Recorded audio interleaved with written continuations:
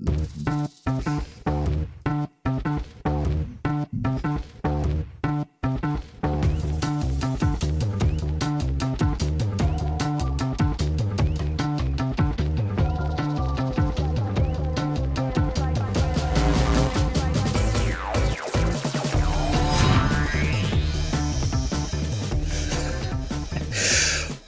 up, heathens? How y'all doing? I'm the Godless Engineer, and typically I am analyzing apologist claims to give you the best arguments and information so that you can stand up and use your voice, but I'm hosting here on SkepTalk tonight on the line, and I'm here with Chad Harris. Hey there, Chad. How you doing? Doing awesome, John. It's awesome to be here. Long-time watcher, first-time co-hoster, so I think I skipped a few steps. But hey, we're here. Now, Chad, one of the big reasons why I'm having you up here is because of your role in the Shiny Happy People documentary, and so I kind of want you to tell people about that and your role in it and what got you there and everything. But another reason is because we're both going to be at NanoCon this weekend, which people, if you're interested, you could go out there and Google NanoCon, where I'm going to be speaking on a content creation panel, and you have a much more important, panel that you're doing about kind of I guess it's what is it? It's like growing up in a cult kind of panel. Yeah, it's Growing Up Fundy, and I will be on a panel hosted by my good friend Sydney Davis. We're going to be talking with survivors from the Amish community and other high control religions. Essentially, it's going to be a little bit of a comparison. My understanding is we're going to be talking about like all the things that we had in common in high control religions, and of course establishing community afterwards and such. So I'm hoping that people are able to attend, and if you have been in that situation, that you can come and maybe get some insights or ask questions or maybe share a little bit of your story. So yeah, it's I'm really looking forward to it. I love NanoCon. I was there at the last one that they did, and I'm glad it's coming back, and I'm glad to be doing it with you. Shiny Happy People. As to Shiny Happy People, yes, I was in the documentary Shiny Happy People, Duggar Family Secrets, which will be season 1. The season 2, I believe, is releasing either this week or next week. But season 1 dealt with the Duggar family of ex-teen kids and counting. And it delved a little further into what happened behind the scenes with the Duggar family, specifically in the cult that they were in, which was the Institute in Basic Life Principles, or IBLP. I grew up in that same cult, and even though I didn't know the Duggars personally, or if I did, they just kind of slipped under my radar, IBLP was much bigger than just the Duggar family. It was a worldwide fundamentalist Christian cult. And a lot of the goals of that cult, I believe, inform a lot of the Christian nationalism that we see here in the United States today, as well as other fundamentalist leanings in society. And so Shiny Happy People season 1 delves into that. My story is on there, as well as the stories of some of my good friends who have also escaped and who are also seeking to limit the cult's influence and end it once and for all, frankly. And so we all participated in the documentary. We're happy to have done so. And we hope to continue to use our voices to continue to push back against harmful Christian fundamentalism and nationalism. Yeah, totally. And I have to say, I've got this sort of mental list that I definitely want to put down on some kind of paper and make into a video where it's like the movies and documentaries that I think all atheists should watch, and that's definitely going to be high up there on my list because it definitely highlights how like this cultish mentality isn't only regulated to like the Mormons or the Jehovah's Witnesses. Like there are definitely other Protestant denominations and other Protestant views within Christianity that are very dangerous, cult-like, and have this vicious, toxic cycle of sexual abuse like contained within it. And so I think that that's a perfect one. And there's a lot of memorable moments in that documentary, which if anybody hasn't seen it, I believe that it's on Amazon Prime if you want to go and watch it. But not to give too much away, but one of my favorite moments was later on. I think in either episode 3 or 4, when y'all are talking about how the IBLP teaching went from like, this is homeschool material that will prepare your child for life, that this is the same thing as like getting a secular education in public school and everything like that. And it was nothing but a bunch of religious propaganda. And then after they got like, in trouble or whatnot, it turned into, oh, these are helpful guides for teaching in Sunday school or something like that. Like, just the wide range of different of where it went from it was just astonishing to me, because I could imagine being like growing up in that and then just hearing that and being like, what the fuck? Like, this is such bullshit. Oh, it upset all of us. Like, we actually, me and my friends were working with the Shiny Happy People show creators at the time when IBLP made that announcement. And we all just kind of got on a group call and we were like, fucking what? Like you said, it's just like, this makes no sense, because, we were told that this was like their flagship thing. This is how they were going to influence the world. And they were quick to dump it as soon as it became a hot potato politically, and it was kind of fun to see them run, but also a little bit disappointing that they were able to pull the con and still hold on to their core teachings and not completely disband or just give up entirely. And ultimately, my personal goal is to see the complete shutdown of IBLP and any of the teachings of Bill Gothard, its founder. Like, those need to be relegated to the waste bin of of human memory. And also, we need to take note how they got to the place they did and how they were able to have the influence they did, so we can protect ourselves from similar tactics in the future, much of which I believe is running the trend toward Christian fundamentalism in government and society today. Yeah, actually, I was gonna, before we take our first call, which we do have a couple of theists that have already called in, so I'm definitely stoked to get to them. I recently spoke at the Ark Encounter protest about the connection between like creationism ideals and just these very fundamentalist views of Christianity and Christian nationalism. And what I'm taking away from this very beginning, discussion here is that you probably feel like those are like pretty deeply entwined. Like, do you think that the fundamentalism is fueling the Christian nationalism that we're seeing today? Absolutely. Everything that we're seeing from areas like Project 2025 and the Seven Mountains Mandate and all those pushes to change society into a more Christian viewpoint, a lot of that was the stuff that I grew up with. These were the things that were taught to us that we were going to do as this homeschooling army that was being sent out into the world. I'm not exaggerating in the docuseries. A lot of people may have seen the trailer where I say that world domination was the goal. That's not an exaggeration. We truly believed that we were going to take over the world for Jesus. And, before we get into the calls and everything tonight, I'm just going to let the theists know up front, hey, y'all, I was sold out. Okay. Like, I was completely bought into all this. I was part of this whole movement trying to, push this agenda. So if anyone was a believer, I definitely was, and I no longer am. So if there's any question about that, I want to make it clear up front.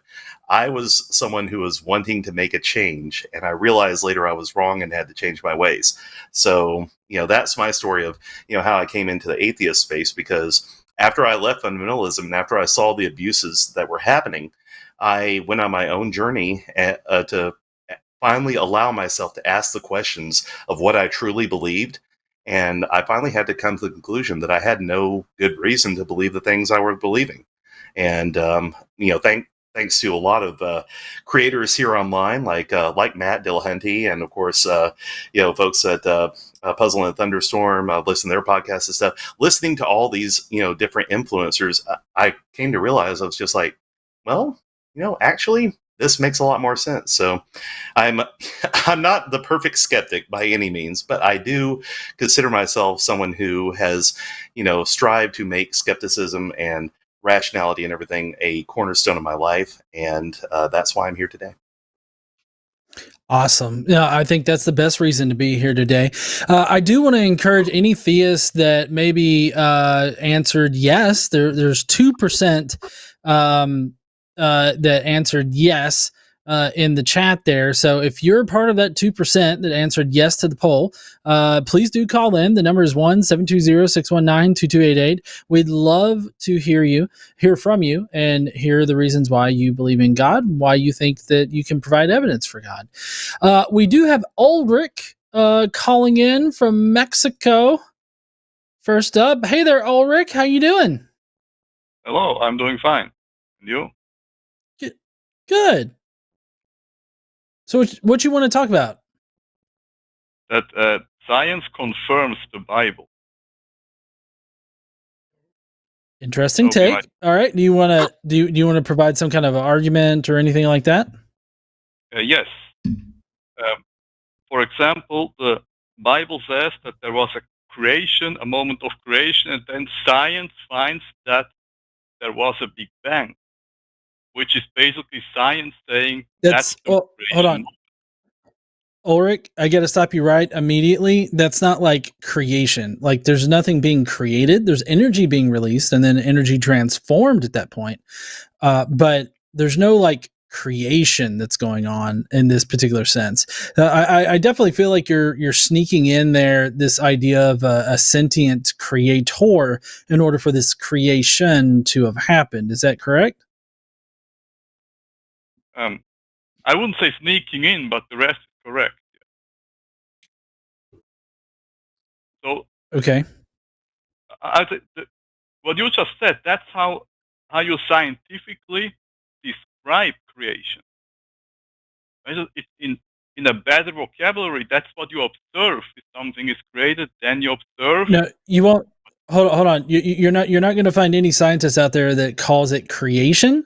You would find them saying that it's the inflation event, or like that's the inflationary period of our universe, but you won't hear them say that this is a creation event. At least no modern scientists or anything like that. Maybe some older scientists that were definitely heavily theistic leaning. They might say that, but that's obviously due to their dogmatic bias towards religion.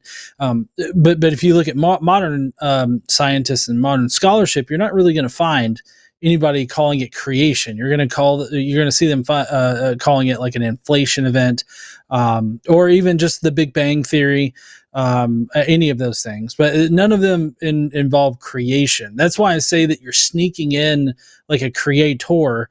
The language of religion that you're using there, I think, is pretty indicative of that. But every scientist that believes in creation, you just discredit them as not being scientific. That's not what I said. Yeah, but that's what I said, dude. No. But what I said was some older scientists would, those that were still dogmatically holding to theistic beliefs and theistic language would characterize it that way, but that doesn't mean that that's what it was. If you look at more modern science, you're going to see a more specific type of language that they would call it inflation. Now, how that inflation was caused, we don't necessarily know. There's a lot of hypotheses out there, and you can definitely be a theist and accept the inflationary period as happening. It's just that modern scientists have a more precise language or they use more precise language now than they did in the past. But can you see how it relates to the biblical description? It's just an older description of the same thing. Like you just said, all the scientists describe it differently. Now we go back even more time, and then we describe it differently again. Sorry, I don't mean to. I don't mean to talk too much there, Chad. What do you think about what Ulrich's putting down here? I think what Ulrich is saying is that if I'm understanding correctly, and feel free to correct me on this, Ulrich. What I think you're trying to say is that, when it comes to things like the Big Bang and, what a lot of people term like the start of the universe as we know it and everything, you tend to think that the biblical creation account is just a variation of that. It's just different terms. Right. Yeah. Because I see Talking about nothing the in the same thing. biblical creation account that describes anything remotely like the Big Bang or anything. In fact, if I recall correctly, the creation account actually has like plants being created before celestial bodies and light. Like it doesn't, that doesn't jibe with the Big Bang or anything that science has uncovered at all. So it just, I think I think they're incompatible. I hear what you're trying to say, but I'm not feeling it. Yeah, just to get everybody kind of situated on what the Bible says about it, it says, "In the beginning, God created or started creating or whatever." There's a little bit of inconsistency there with our modern translations, but in the beginning, God created the heavens and the earth. Now the earth was formless and empty; darkness was over the surface of the deep, and the Spirit of God was hovering over the waters. So essentially what this is painting is a picture of the heavens, the celestial heavens, right, and the physical earth being there from the start. But what we actually know about history is sorry, I'm frozen up on my end. Is that Oh yeah. can you No, you're moving on mine. Yeah, I got you. All good. okay, all right, so the what this is painting is a picture of the of the heavens and the earth being there from the very beginning, as opposed to what science tells us. And science tells us that there was like about 300,000 years, as we would experience them here on earth, of like an intense amount of energy that was so hot and dense that not even light could travel through it. And it wasn't until after this point that atoms could even form. And so you're talking a millennia or so after that where even water would have been able to form. But yet right here at the beginning, you're talking about the earth being fully formed, like at the very beginning, and that there's waters covering the entire earth. Like none of that makes sense. I don't know. What do you got to say about that there, Ulrich? I mean, the moment of the Big Bang, that's the very first sentence, in the beginning. That would be the Big Bang moment. And then the Earth being void and without form, that's not existing yet, or not existing in the current form. And then also, let me say, the order of that doesn't matter so much, because it also says the next day then. If the grass was created like 2 days before the sun, that doesn't really make a difference. Ulrich, I'm so sorry to interrupt, but you're telling me right now that you're inserting more than 300,000 years between in the beginning and God created the heavens and the earth. You're insert like at least 300,000 years, and definitely more, right? Because like the earth didn't come into existence until 4.5 billion years ago. So there's 10 billion years in here between, in the beginning, God created the heavens, right? So the heavens don't exist. Like at least the form in which is indicated here in Genesis 1, that shit doesn't exist, because they literally thought that the firmament was a real physical place, and that the celestial realm was real physical places that existed above the air of the earth, right? So that doesn't exist. Then we get to the earth. That was 10 9 billion years. I can't do math right now. 9 billion years into our history. So, and then you got 4.5 billion years that the earth has been around. So you're telling me that 10 billion years roundabouts is contained in that first sentence right there. Where does it indicate that there's 10 billion years? Can you explain that? I mean, it's very easy to include 10 billion years in just one phrase. We also do it if we say 10 billion years. That's just a linguistic thing. And the heavens is outer space. I mean, how do you say it doesn't exist? Space does exist. The heavens is space. I mean, show me the sky, show me heaven, it's space. So God created space. You're just. I'm sorry. You go ahead, Chad. Yeah. So what I'm hearing now is, the Genesis story is compatible with what scientists have already determined and what they've tested and what they've observed, if you simply just add words arbitrarily and change the meanings of the words in Genesis, right? So if the words mean nothing, then both of these ideas are compatible, correct? No, but the words mean what I mean. What is heaven? It's space. How do you distinguish between space and heaven? It has No, always meant so that. no, hold on, Ulrich. So I feel like you're doing a bit of an anachronism here with our modern concept of what heaven would be, because definitely at the time that Genesis 1 was written, in this very primitive area, they would have they obviously, as indicated by the rest of the Hebrew Bible, they definitely thought of the heavens as a physical place. So like the firmament was a real thing that existed up there. Ulrich, do you believe that there's a firmament? The firmament is heaven itself. That's what it says in verse 8 of the same Genesis 1. There's not another firmament. Heaven is the firmament. I believe heaven is there and it's space, and it's also called the firmament. It doesn't mean it's firm. Wait, okay. So hold on. If heaven is outer space, hold on. If heaven is outer space, and people die here on Earth, and then they go to heaven, are you saying that outer space is filled with the disembodied souls of everybody? No, that's an other heaven. That's why it says plural. There are heavens in some translations. Oh, that's the other heaven. I'm sorry, Chad. Yes. My wife goes to a different high school. You didn't meet her 3 weeks ago in a restaurant. My wife goes to a different high school. Well, it could also be talking about the old CW series, Seventh Heaven, too. I mean, that's still another heaven we haven't considered. But I am interested, Ulrich. What translation of the Bible are you reading right now? The King James Bible. Ah, well, there you go. That's why we're getting the heaven thing. Because I was like, that sounds familiar. I grew up in the King James Bible myself until I learned better.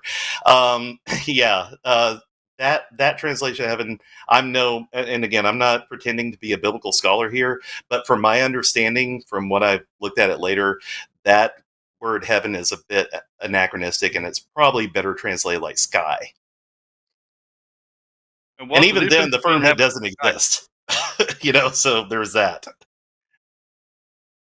But sky and heaven, isn't that the same? What's the difference? No, so what do you mean? So hold on. I'm getting so confused by your terms of heaven and where that's located. Because on the one hand, heaven is a place where supposedly we all go, like if you believe in God, you suck his phallus. You go to it. And you're saying that that's a different heaven, but that when they say heaven here, this is a totally different heaven that is just outer space. Is that correct?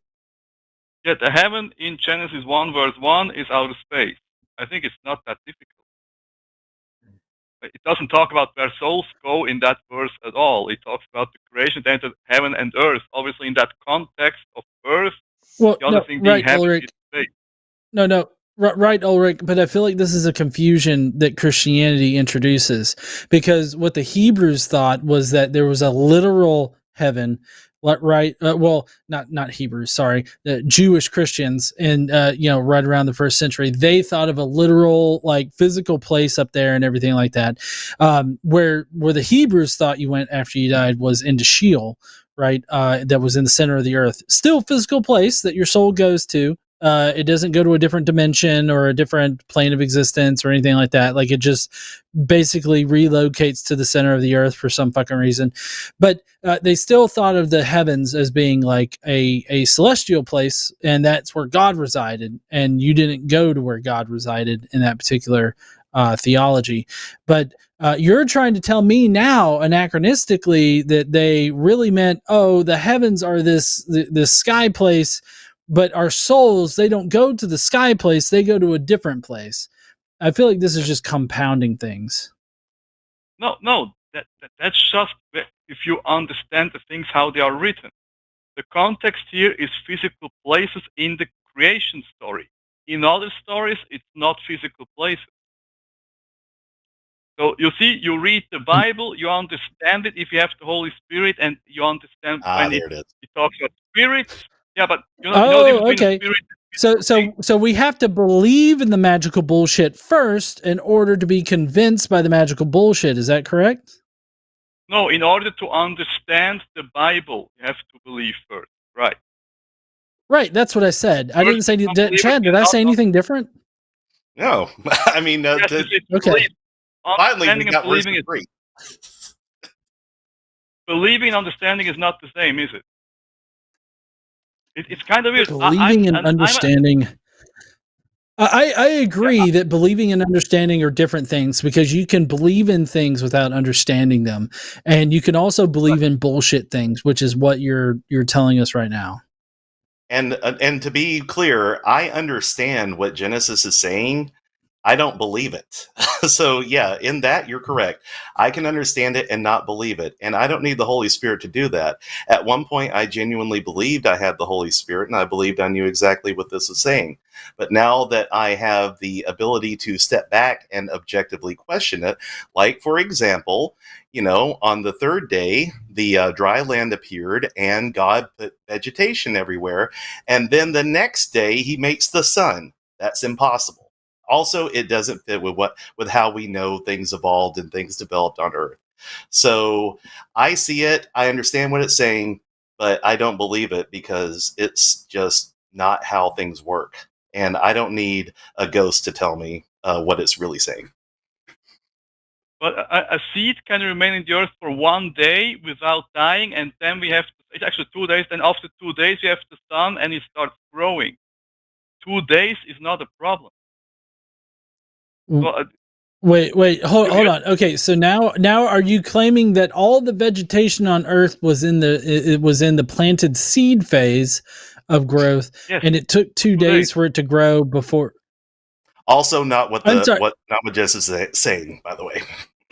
Yeah, I thought the Genesis. I mean, I'm looking at Genesis right now, like directly, and it seems to me like it's saying, "Oh, vegetation was created by God, fully formed, and it, was being sustained by, I guess, the light shining out of God's asshole when He goat said the entire universe." I just don't see what I feel like. What you're doing, Ulrich, is you're anachronistically mixing in different concepts with what was originally meant by the Hebrew Bible. And I totally understand what the Hebrew Bible was meaning. I totally agree that when they said heavens, they meant the sky. I think that that's contradictory to what modern Christians think about the heavens. That's what I'm trying to point out here. Yeah, then early Christians got it wrong because it means what it means. And in Genesis 2 verse 5 is what I just said, that the seeds were in the field.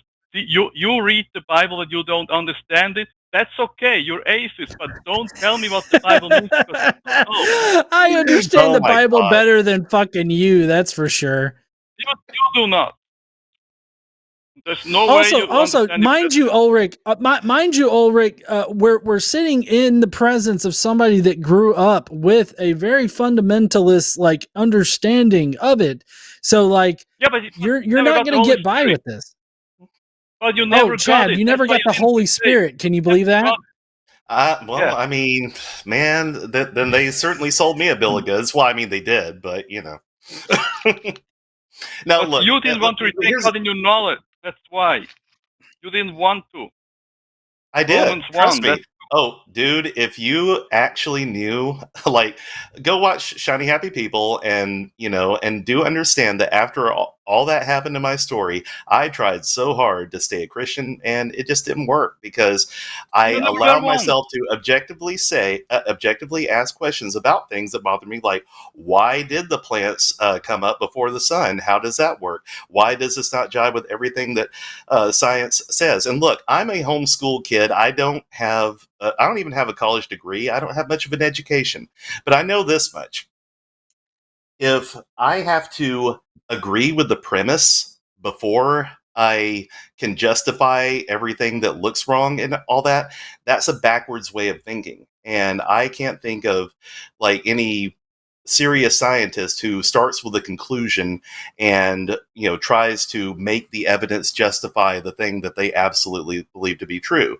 My understanding of the scientific method is that they're constantly testing their hypotheses, and if it turns out their hypothesis is incorrect or can't be supported, then we move on. But you can't approach these things by saying, well, I know the Bible is true, and therefore I'm going to go back and change all the words and my understanding of them to and the physical evidence of the world around me to fit this idea, saying, oh, it totally works because I said so. That's not how reality works. And I learned that the hard way. Yeah, because you never got saved. You I did. refused to get saved. Oh, fuck you, Ulrich. No, seriously. No, to say that he wasn't saved. Wow, you're such To say that no. Shut up, Ulrich. Ulrich, be quiet. Listen, to say saying that Chad was saved, that's egregious. I mean, I feel like saying me that I wasn't saved. I mean, I remember vividly as a teenager curled up on my bed begging God to end me because I couldn't handle the pain anymore. And that was me fully engulfed in the religious thought that I was brought up in. Don't fucking tell me that I wasn't goddamn saved. You weren't. You would not become an atheist. I was saved at 5 years old. You're showing the fruits that you are not saved. Your fruits are, I'm an atheist, that means I have never been saved. You my fruits? Well never been saved, oh, you want to talk about my fucking fruits? Do you know how many emails I get, how many messages I get a fucking day that thank me for playing a major role in their deconstruction and helping their mental health? Yeah, don't tell me that my fruits are bad. My fruits are fucking solid. That's what the devil says, yes. I'm glad the devil is That's content. what the devil says. Godless engineer, you help my mental health so much. Thank you so much for what you do. And that's what the devil says? I'll take the devil over everything. If it brings you away from God, yes, that's the devil working through you. My wife just went... Hey, Ulrich, let me throw this at you. The cult I grew up in physically and sexually abused children and teenagers in the name of God, okay? Like, they actually hurt people in the name of the God that you say, if you believe in him, you will have good fruit. All right? No, it's not the same. Since I left that cult... Oh, sure. Oh, yeah, that's different. Yeah. Of course it's different. Ulrich, I want you to look up something for me. No, I want you to look up something for me. It's oh, you won't. Okay, I'll just tell you about it. It's called the No True Scotsman fallacy, right? That's basically... Oh, you know it. Okay, good. Is that why you're making this straw man, this No True Scotsman fallacy argument? No, but what I'm saying, I'm not of the same religion as people that abuse people in the name of God. That's not a true Scotsman fallacy. That's me explaining my religion, isn't it? You kind of No. That's a textbook version of No True Scotsman.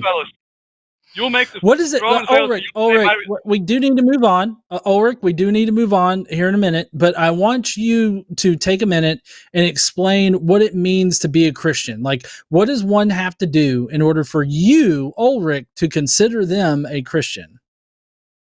You have to believe that Jesus Christ died for your sins on the cross to be a Christian. That's the biblical definition. Yeah. Right. That's okay. What we did. Good. I'm glad. Yeah, exactly. That's what we did. But more importantly, if you go and watch the documentary called Mea Maxima Culpa, and if you go and you watch that, you'll see that there were literally priests that were sexually violating deaf children in California. And that's on top of what was happening in the IBLP movement that Chad was a part of. All of that was happening at similar times. So, like, they all believed in Jesus. They all believed that Jesus was the way to heaven. They all, threw themselves at the feet and sucked at the teat of Jesus. No, they got it wrong, like you did when you were a child or a teenager. Because you can misunderstand. How do you know I got it wrong? How do you know I got it wrong? Look, I bought DC Talk's book. I had a nail cross thing that I bought at a DC Talk or some other kind of Christian rock band thing at my high school. I did all of the things. I prayed every day. I went to school since I was a religious school ever since I was a kid. How was I not a Christian at that point? Your fruits are showing that you were not. By the fruits you shall know them. Your fruits are atheist. My You have fruits are big and juicy. Okay. Now you talk about your stuff. It's so predictable. You try to insult me, then you talk about genitalia. What's going on with you guys? You're not scientific Hey, at all. look, I'm talking about my fruits. I don't know why you got to go to genitalia. I understood what You're the you one that meant. brought up Somehow. fruit. I'm not the one that brought up fruits. Like, if you want to talk about Yeah, fruit, your I've fruits got are massive atheist. fruits. I had a big juicy peach earlier.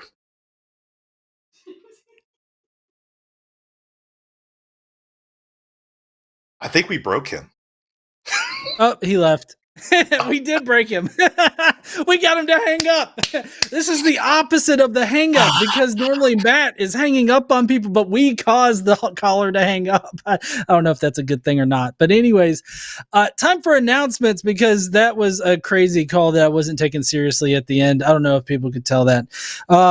Obviously, both Chad and I are real.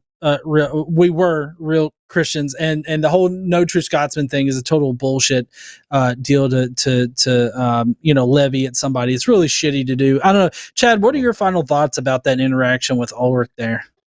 I mean, one of the things I love is for people who have no idea who I am in real life or know anything about my personal life to tell me that my fruits are rotten, because that's just, that's just the epitome of, the no hate like Christian love thing. I have actually had people reach out to me and say, your fruits are just so terrible and everything. Like, you don't know that about me. I mean, for all you know, yes, they could be, but I have testimony from a whole bunch of people who, I've reached out and like helped them in their deconstruction, or maybe addressed some of the questions, or talked about like some of the mutual experiences we had growing up in the cult.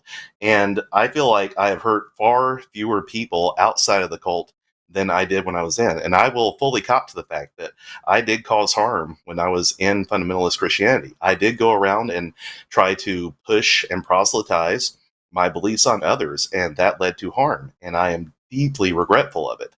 But ever since then, I've tried to live in a way that's respectful of others, that's kind, and that promotes health, healing, and growing. And I don't think I need a super ghost to do that with.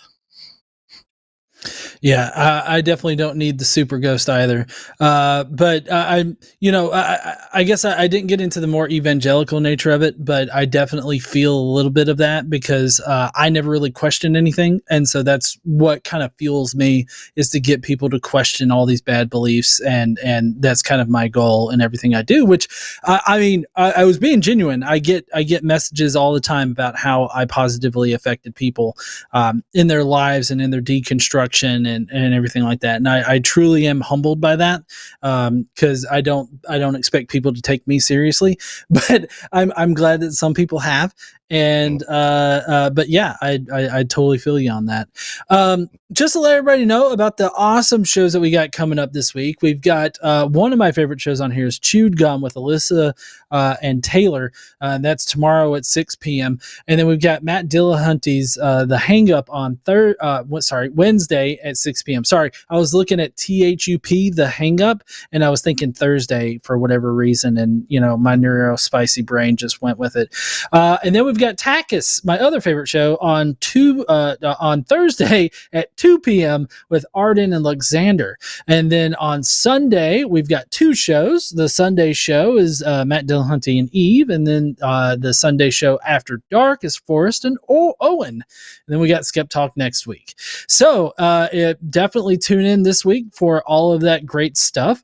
And we are going to go on ahead and go to the next caller. We have only theists lined up, which this is awesome. I love talking to theists. I promised to the other theists on the line, it's only when you start being really shitty. Yeah, thank you, honey. Really shitty that I stopped taking it seriously. But we're going to get to Layla next from the USA. What's up there, Layla? How you doing? I'm doing well. How are you doing? Doing pretty good. So what do you want to talk about? I wanted to talk about the concept of hell and afterlife, like in general. and how it could be both a positive and negative thing. And I guess I just wanted to get your thoughts on that. And then if we had any time left, I was wondering about deconstruction and how it's like different from deconversion or just like changing your mind, because I've heard like some of the hosts use it before, but I just didn't really understand what they were talking about. So yeah. Okay, cool. All right, so we could start with the hell discussion and then go from there. Would you mind, Sure. I guess, maybe starting off by kind of elaborating, like what is your concept of hell? Like, what does it include? What does it take to get there? Yeah, that's a good question. So the concept of hell is kind of like, I guess, I don't want to speak very simplistically, but where people, I guess, bad people go, right? And also, like, depending on like what religion you're in, right? Like, some people think that everyone who's like not of their religion is gonna go to hell, whereas I guess I think that it kind of depends, because God knows what's in everybody's like soul and heart and mind, that only he knows like who's going to go to hell or not. Like, you can't say that this person's going to go to hell for this reason. You know what I mean? Because you don't really know.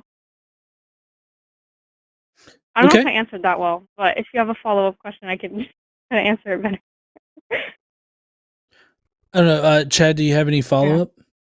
I mean, it sounds very similar to what I believe growing up. So, it depended on, of course, your works, but also the way I was raised, we were taught that, just by being human, we were inherently sinful.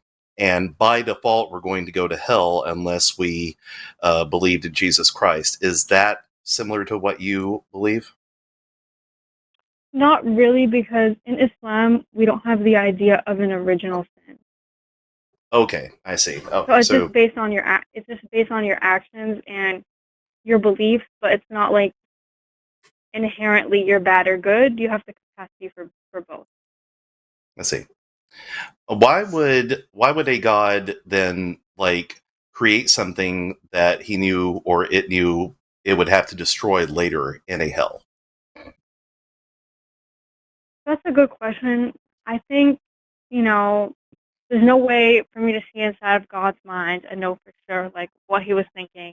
But if I was to guess, like based on what I think, it's just about the concept of free will, if that makes sense, and not controlling like the choices of the people that create. I guess that would be it, right?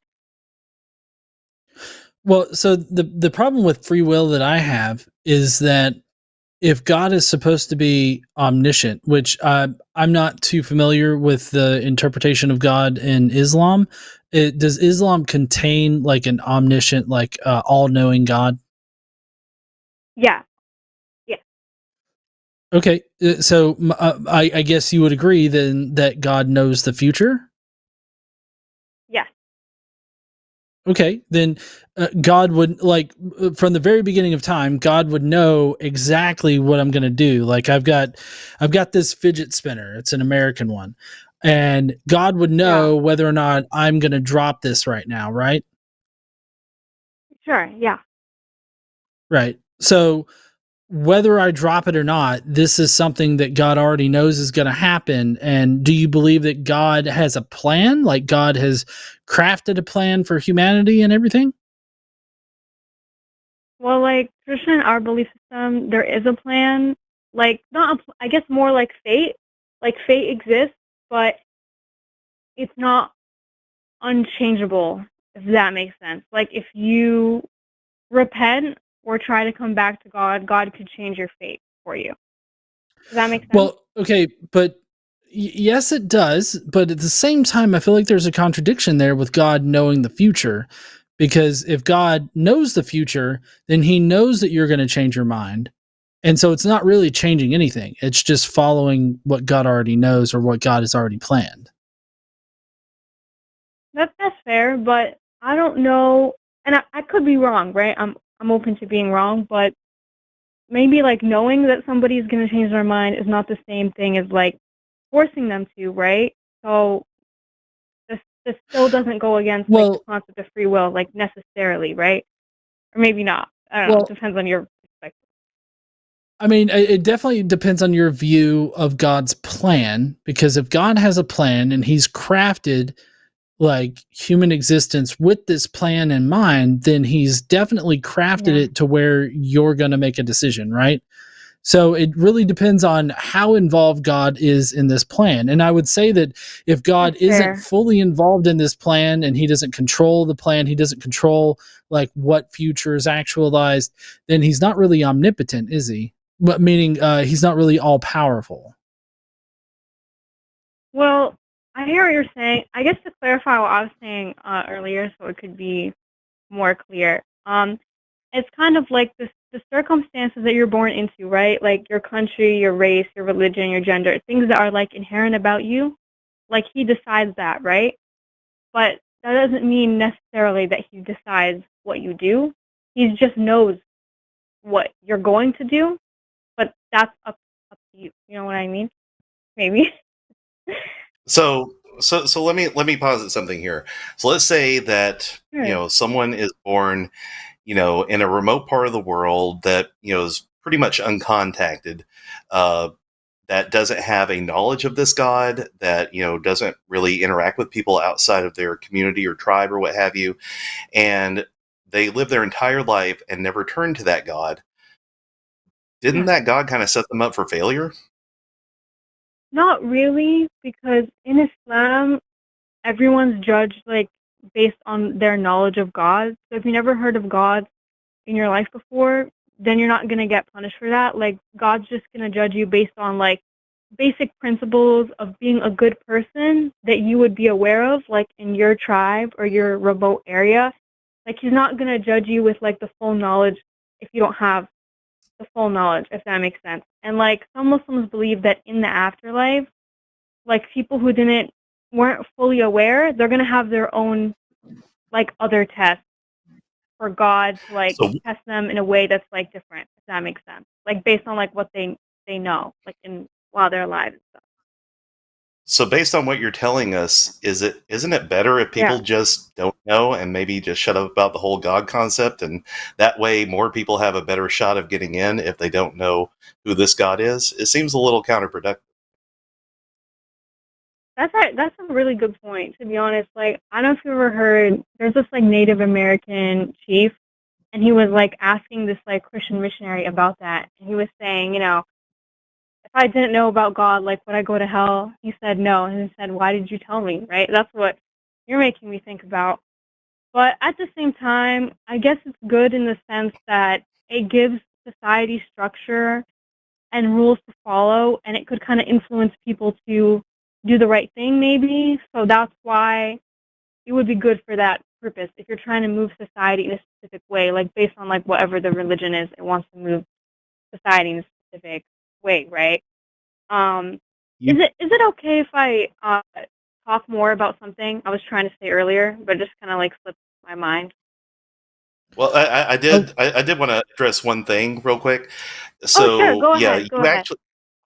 you actually answered another question I was about to ask you, because you started saying at the very first that hell could be a positive and a negative thing, and at that point, up until Yeah. what you just said, I hadn't heard anything about the positive. All I heard was the negative stuff, like like Yeah. oh, God Yeah. will judge bad people and send them to hell and everything. So what you're saying, and I'm trying to make sure I'm hearing this right, is that you're saying that hell can be a positive thing because it moves society forward, human society. Oh, it's interesting that you asked that question because that's the thing I wanted to go back to. Like, I wanted to clarify, like, right now, like, how it could be a positive or negative thing. I actually wasn't thinking that, but that is really good extrapolation skills that you have there. Just wasn't what was on my mind at the moment. What I was thinking is that the reason that hell could be a negative thing is that maybe it would make some good people stressed out if they don't know if they're going to go to hell or not, because there's no really, again, there's no way to see what's in God's mind. Even like Islamically speaking, like we have a story of like this prostitute who like people thought at the time was going to go to hell, but then she fed some dogs and she didn't. And then this other like Islamic religious guy, people thought he was going to go to heaven, but then he was like rude like people in society and he was a cruel person, and so he didn't. And so I feel like that same story could give someone like comfort because they feel like there's still a chance for them or there's always hope, but it could also make someone stressed out because they won't know where they're going. And also in the sense, I think hell is good because, or a sense of an afterlife in general, is because there's a lot of unjust things out there, right? Like, for example, I'm Palestinian, right? So, like, my people are going through a genocide and stuff. I feel like it'll be very hopeless for me if I don't believe in an afterlife because then it's like all these people who I cared about, right? They just spent their whole life suffering and they didn't get any justice or time to like enjoy life. That's why the concept of the afterlife is good for like them or for like to put my mind to rest, I guess, in that sense. So I'm not like so distressed by the whole situation that I can't function because I think, okay, they're going to get a do-over. Like whoever mistreated them, not just them, but also, you know, like pedophiles who get away with it, like bad people and things like that. And whatever pain like someone's going to go through, God's going to make it up for them.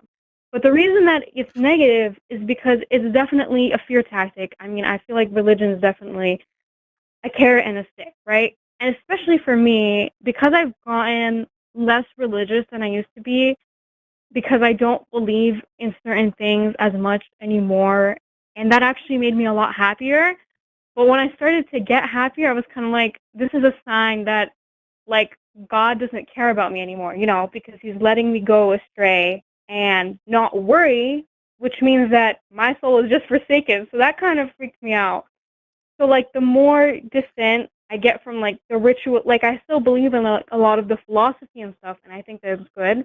But the more I get away from the ritualistic things, like, you know, praying and things like that, and dressing modestly, and I also change some of my, like, moral opinions as well, then I start to freak out because now I'm not 100% doing Islam, so I don't know, like, where I'm going to end up. So that kind of freaks me out. But the fact that it exists in general kind of makes me feel better because there's a lot of bad people out there. I don't know if that makes sense. Well, so you know what I mean? if I can, if I can push back on one thing, I feel like all of this is predicated upon a certain understanding of what it means to be good and bad, because I feel like Yeah, you have a that's very true. good sense, a very good sense of what good and bad is, just by the different groups of people that you've mentioned that you think would go to hell. But Yeah. I mean, what do you think about the different Quranic verses? Like I'm looking at, and you know, I come from a very Christian background, just like Chad. So it's Quran 973. It's the Tawbah book, I believe. It says, "O prophet, struggle against the disbelievers and the hypocrites, and be firm with them. Hell will be their home. What an evil destination." So, I mean, this is coming from the Quran. I'm wondering, how do you square that with your particular view? Because it seems to me like the good and bad here is determined on whether or not you believe in Allah. Right. That's a really fair question. So it honestly depends on where you're reading in the Quran, because there's another verse that says, like, those who believe and do good and give charity and take care of orphans, whether they be Jews, Christians, Muslims, or Sabians, will have their reward with their Lord, right? So sometimes it's hard to know, like, what was the final say? What did we finally decide after the different opinions? But I think it depends on how you view it, because it is the majority view of Islamic scholars that somebody who wasn't exposed to the idea of God in the right way, that they're only accountable for what they know. And there's also other verses in the Quran that say that, like, only God knows, like, what's in your heart and what's in your soul. So it's hard. That's why I guess I'm trying to say that it's hard to be fully assured, because there's kind of some assurances like, oh, God knows what's in your heart, and if you do these things, you're a good person. But then on the other hand, there's these other things like, oh, if you do this, you're going to go to hell. So it's hard to know for sure. That's what I would say, right? Okay. That's what If I can slightly push back against that, because you're right, there is one verse in there, but it doesn't really, like, your explanation doesn't exactly combat what I just brought up. Primarily because it, from what I'm reading here, at least, it says, indeed, the believers, Jews, Christians, and Sabians, whoever truly believes in Allah, a God, in the last day and does good will have their reward with God in heaven, with Allah in heaven. But my issue was that it says that the disbelievers and the hypocrites will go to hell. So it kind of seems like it's still specifically citing that, like Chad and I, despite all the good that we're doing in our lives, we're still going to get sent to hell. We would be classified as bad people under this kind of system here. Do you see how we still fall into the going to hell category? Yeah, I hear what you're saying, and that's definitely a real concern. That's also something I've looked into in the past, right? And from what I found, which might not be, correct, but it's a possibility. The word that translates to disbelievers in English is kafir in Arabic. And according to some articles I've read and based on what some scholars have said, there's a difference of opinion on how that should be translated. If it should be translated purely as disbelievers, as in, oh, they just simply don't believe in God, versus how it was being used at the time as more as people who were in defiance against God. Because in some of the verses, right, the same word, like kafir, that is now here translated as disbelievers, is used against people who kind of believe in God, but they don't want to accept the religion because it would be inconvenient for them. Like, they know that it's true, but they don't want to change their lifestyle or their cultural tradition.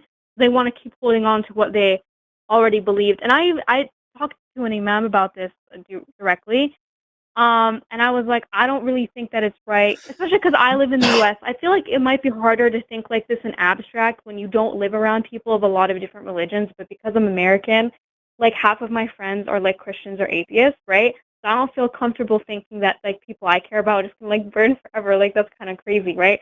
So I was talking to him. I was like, what about this? And he's like, that's not what that means. Like God, it's only talking about people who are like defiant against God or want to distort religion. If you simply don't believe, that's not a problem. So there's a difference in opinion about that. You know what I'm saying? But I feel like I'm definitely more progressive when it comes to that than a lot of other people, for sure, as well. Right. I mean, just with my own Christian background, like the Bible definitely portrays anybody that doesn't believe in God as being fools, and how they really know that God exists in their heart, and they're just suppressing the truth and unrighteousness. So I don't know if there's necessarily something analogous to that in Islam, but I can see how we would still be in that particular group, though.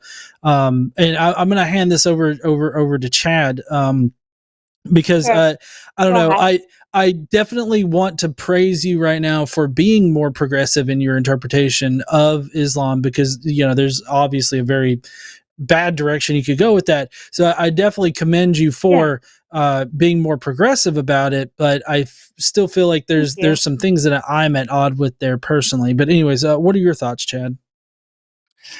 Yeah, I just wanted to point out a couple things. First of all, what you said about, injustice, and how it does seem like, there is a comfort in knowing that there is a final judgment and everything in the afterlife, and all that can be very comforting, especially when there is so much justice in the world, including in what's happening in Palestine, which I agree is a huge injustice and needs to stop. So it seems like you have a very well-honed sense of justice. That being said, what I'm also hearing from you is an uncertainty as to exactly what the rules are. So what I keep hearing is, well, no one really knows. Well, there's a hot debate. Well, there's a chance, but maybe, maybe not. No one can know the mind of God. And if no one can know the mind of God, and if there's so many differing ideals, and there's so many what we pretty much kind of just described as contradictions, even in the Quran, as to who is making it to heaven and isn't, how is that justice? I'm sorry. I guess I didn't really understand your question. Is there any way for you to rephrase it? Sure. Absolutely. So if you are trusting in the idea that there is justice and a judgment in the afterlife, but no one is really sure exactly what the rules are, or no one's really sure who is and who isn't going to heaven, how can that be justice when not everyone is judged by A, the same standard, and B, knows all the rules? That's a fair question, and I don't know if this will completely answer the question, but I guess the way that I see it is because God knows everything in your heart and mind, He's going to judge you based on your intentions and the level of sincerity you have and just your life experience is going to take it all into account. So I don't actually think it's fair for everyone to be judged the same way because, like, say, for example, you have, like, severe religious trauma and then that's why you leave Islam and then someone else is just like, what it's talking about in the Quran. Like, they know the truth, but they just don't want to follow it. It's not fair to be judged for the atheism the same way because God has to take the trauma into the account, right, and the life experience. So I think everyone should be judged like according to their circumstances. I mean, that's like the difference between like equity and equality. But that can't really be extrapolated to God because that's more of a human concept. But just to like give a parallel in a way, if that makes sense. But you see, that's where I'm kind of hung up because you're saying that That's fair. you would see it as being judged by this, that, and the other, but then at the same time Yeah. you don't know the mind of God. So how do you know that it's actually true justice and not just what you think might happen, but it could be something entirely different when we get there? That's fair. I guess I'm just trying to have some humility because at the end of the day, I'm just a person.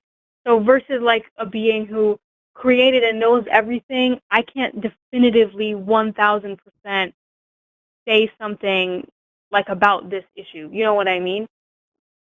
Yeah. And that's where I'm getting hung up on it because it just doesn't seem to me like that's a really good system or one that an omnipotent God that actually did want to have human followers would do. But I do want to leave you with one other question. Um, Okay. I heard you describe hell earlier as burning forever, right? Pretty much, based on what I know, or some other form of torture, but Okay, fire is mentioned for sure. Yeah, but eternal torture, in other words. yeah. According to Okay, the majority of opinions, that would be the case. Yes, and that is the souls of people who die who God judges didn't make the cut, right? For whatever reason. yes, yes. Okay. Souls don't really have a central nervous system, do they? They don't have a brain, spine, nerves, and all that. That's what a body has, right? That's a good point. So, why would a god make a soul that feels pain specifically for that torture? That doesn't seem to me to be anything but cruel and unloving. That's fair. I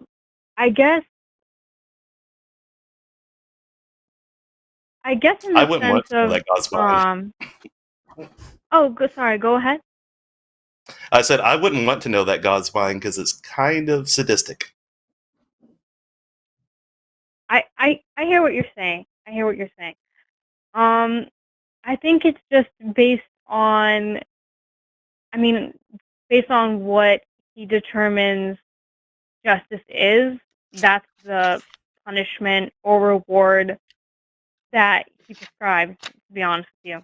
That's it does say in the Quran that his mercy is greater than his punishment. And also like based on our belief, like there are intercessors on the day of judgment who will advocate for you if you give them a reason to do good things. So it's kind of complicated. But at the end of the day, I guess since God knows everything, right? According to my belief, He's not going to put anyone in hell unless He has a good reason to. And He knows everything about the person while I only know the surface level, right? So I can't really make that determination. I don't know. So, But that's how well, I see yeah, it, I guess. and that's kind of where it breaks down for me. So, in the first place, we don't really have evidence that a God exists at all. So that's where I first start to stumble. And the second, you know, we have a God that doesn't really make all the rules clear and provides a clear path in your belief to go to heaven. And third, if you get something wrong and you don't know what it is and you're on edge and you're not sure about it, you face eternal torture in a sense that a God created you to be tortured for all eternity. All three of those things point to me like none of this makes sense to me, and I don't see myself ever finding any comfort in this belief, and for that reason, I'm out. Oh, that's fully fair. I mean, I'm just trying to have a conversation with you. Obviously, I like, agree. you're older than me. Like, no offense, not in a rude way, right? But you probably have reasons to think what you think, and I'm not going to change your Chad, mind, you old as right? fuck. So It's I fair. respect that. It's fair. I am old Zell. Now I'm old as fuck too. Layla, sorry to interrupt what you were saying there, but I know that you were That's also okay. wanted to talk about something about deconstruction, and unless there Yeah. was anything that you wanted to follow up with the hell discussion, we could probably address whatever questions you have about that. Oh, yeah, that's fair. I guess I was wondering, because I was watching some of the videos that Thomas made and this other woman made. I forgot her name, but she has black hair. And they were talking about, like, the concept of, like, submitting to your husband and why that's not a good idea. And at first, I was just kind of neutral about it because I guess it's something that's not really talked about. It's just in the scripture, but no one really, like, forced it on me or anything. So I was just kind of like, okay, like, let me watch this. And then I saw it, and I was like, oh, this is a really convincing argument. Like, I guess I believe this now, right? And that kind of made me think, like, if there's a possibility to get better, like, mentally, I guess, or even intellectually, but not 100% like leave the religion you're in if that's not what you want to do, if that makes sense. Or if it's like deconstruction is the same as like changing your religion. So I guess that was, yeah, I just had some thoughts about that. I just wasn't sure, you know? Yeah. Yeah. So I guess I'm not part of the more I hate to say it like this. I'm not. I haven't really been part of the more modern deconstructionist movement because I was deconstructing before I really recognized the term for it. For me though, as far as going through deconstruction, it was more about critically analyzing what I already believed and trying to figure out if I had good reasons to believe in that thing. And the result is either becoming more informed about what I believed and why I believed it, or changing my beliefs so that it better comports with reality. And just over successive analyses of what I believed and why I believed it, I eventually left religion. Now, some people out there they can deconstruct their views and come away still religious, but just a different flavor of whatever religion, or in a totally different religion. I think that deconstruction, and I know that Justin, at least I saw Justin in the chat, maybe he can clarify from his end on it, because I feel like he's a little bit more of an expert in this than I am. But I feel like deconstruction is all about just breaking down your currently held beliefs and re-examining them, and either getting better reasons to believe it, or changing your beliefs entirely so that they better comport with what you actually believe. So That's fair. what's your take there, I guess, Chad? okay, go Yeah, ahead. when I first left my cult, deconstruction wasn't really a term. But I do remember telling myself, as I was leaving, I was like, okay, I'm just going to break down everything I believe to the very core tenets. I believe in God, and I think Jesus is really cool, and I want to see where that goes from there. And so I tried mainstream Christianity. I went to like several denominations. And at some point, the more questions I had, the more I was like, I'm going to have to dig deeper. I'm going to even have to question the concept of God and Jesus.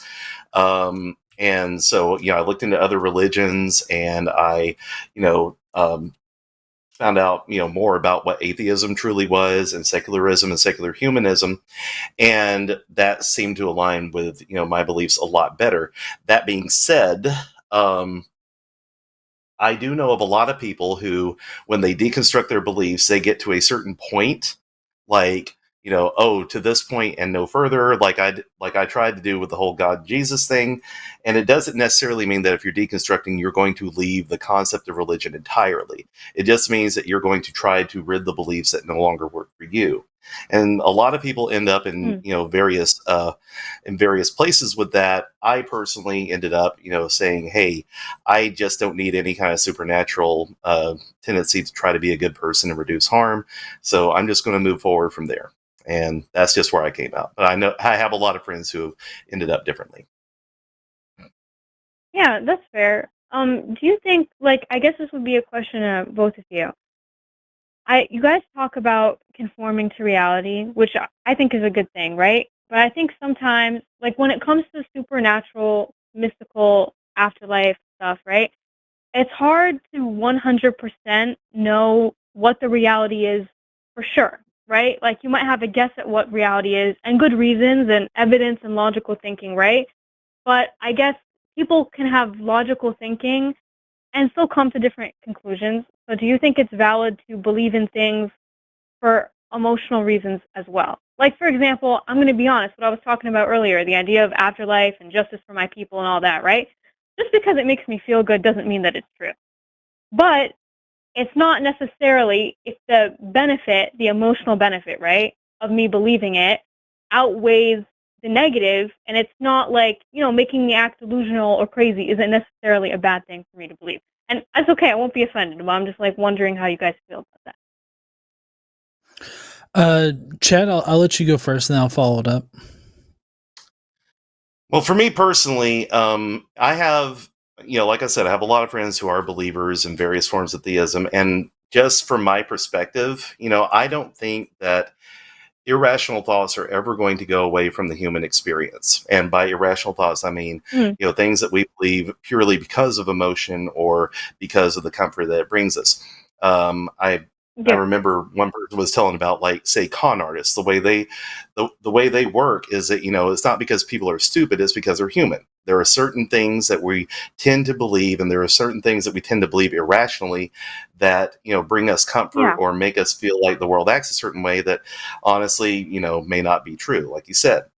So it's part of, who we are as humans. But, me personally, I feel more comfort in trying to believe in things that have evidence. And so, like you said, no one can be 100% sure what happens when you die and stuff like that.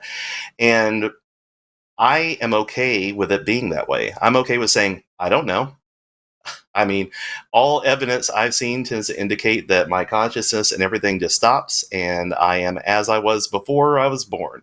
I just don't exist. And I'm okay, and I'm at peace with that. But if it ends up being something else, okay, cool. I'll find out then. But I'm not going to try to convince myself, because I don't find comfort in convincing myself of something, of that magnitude without evidence. I have seen hurt done to a lot of people through those teachings, and it's something that I personally could never go back to, because so many people were hurt in the name of trying to avoid hell. And for me, I find value in my worldview comporting with reality, and I feel like believing for emotional reasons can set you up to be emotionally manipulated into accepting things that maybe you shouldn't accept. Like I don't accept. Yeah, I don't accept. The whole idea of an afterlife and everything like that, primarily because it devalues this life that we have now. It for me, I feel like it would make you complacent with, losing loved ones and or loved ones, having their lives taken from them too early, like we're seeing, in Palestine. And I feel like that can. I'm not saying that you're this way, but I think that it can definitely lead you to being accepting of losing people when you don't need to. I think that my rejection of the afterlife puts more of an emphasis on this life and puts more value on this life, so that people can live their lives to the fullest and be happy and fulfilled people. Like I feel like that is the best solution for that, and I get the psychological benefit to, I guess, believing in an afterlife, but I think over the long period and in general, it's actually a net negative because you open yourself up to this kind of emotional manipulation that it causes. I hear what you're saying, but I was wondering, like, doesn't that make it difficult for you to deal with the bad things in life that you can't change, that are, like, overwhelmingly bad? You know what I mean? Like, I'm not saying that's necessarily a good reason to believe something either, right? But I've just had conversations with my other friends, I guess, who are, like, more leftist and progressive, and they're Muslim like me, right? And one of the things they say is, like, because they fight for social justice and things like that, and they know about all the genocides going on, and they watch true crime or whatever. Like, they know a lot about the evil of the world. They're very aware and they're very knowledgeable. It would just be too difficult to, like, exist and think that that was all there is for those people. So I'm just wondering why you guys are able to handle it, you know? Like, yeah, I'm just wondering about that. Well, yeah, so for me, it does make some things harder to deal with, but that doesn't mean that it's impossible to deal with or that it's not more psychologically healthy for you to yeah, and emotionally healthy to actually deal with them instead of. And I use this I use this analogy all the time, and maybe this is just going to date me as far as how old I am, but there's this movie called Big Daddy, and it's got Adam Sandler in Okay. it. And there's this one part where Adam Sandler has this kid and he feeds this kid a whole bunch of sugar, right? And he's jumping all over the place. He's bouncing everywhere and everything because he's hopped up on sugar. Well, of course that backfires, and of course he gets sick, you know, and he vomits on the floor. Well, Adam Sandler, he comes in, he covers that vomit with paper and he just ignores it. He pretends like it's not there. Yeah, I feel like that is what it's like to use religion to deal with those harsh realities that you're talking about. Because yes, it's going to psychologically affect you. Yes, it's going to be emotionally, devastating or take an emotional toll on you. But I feel like what all religion does is religion is that paper that Adam Sandler's putting on the vomit and just covering it up. It's allowing it to fester. It's allowing it to smell and everything like that. Nobody wants that in their house, especially on their rug, as every dudist out there knows. Nobody wants that. And I feel like the more emotionally and psychologically healthy thing to do is to clean that vomit up and to actually deal with either your trauma or to deal with the emotional toll that something is taken on you.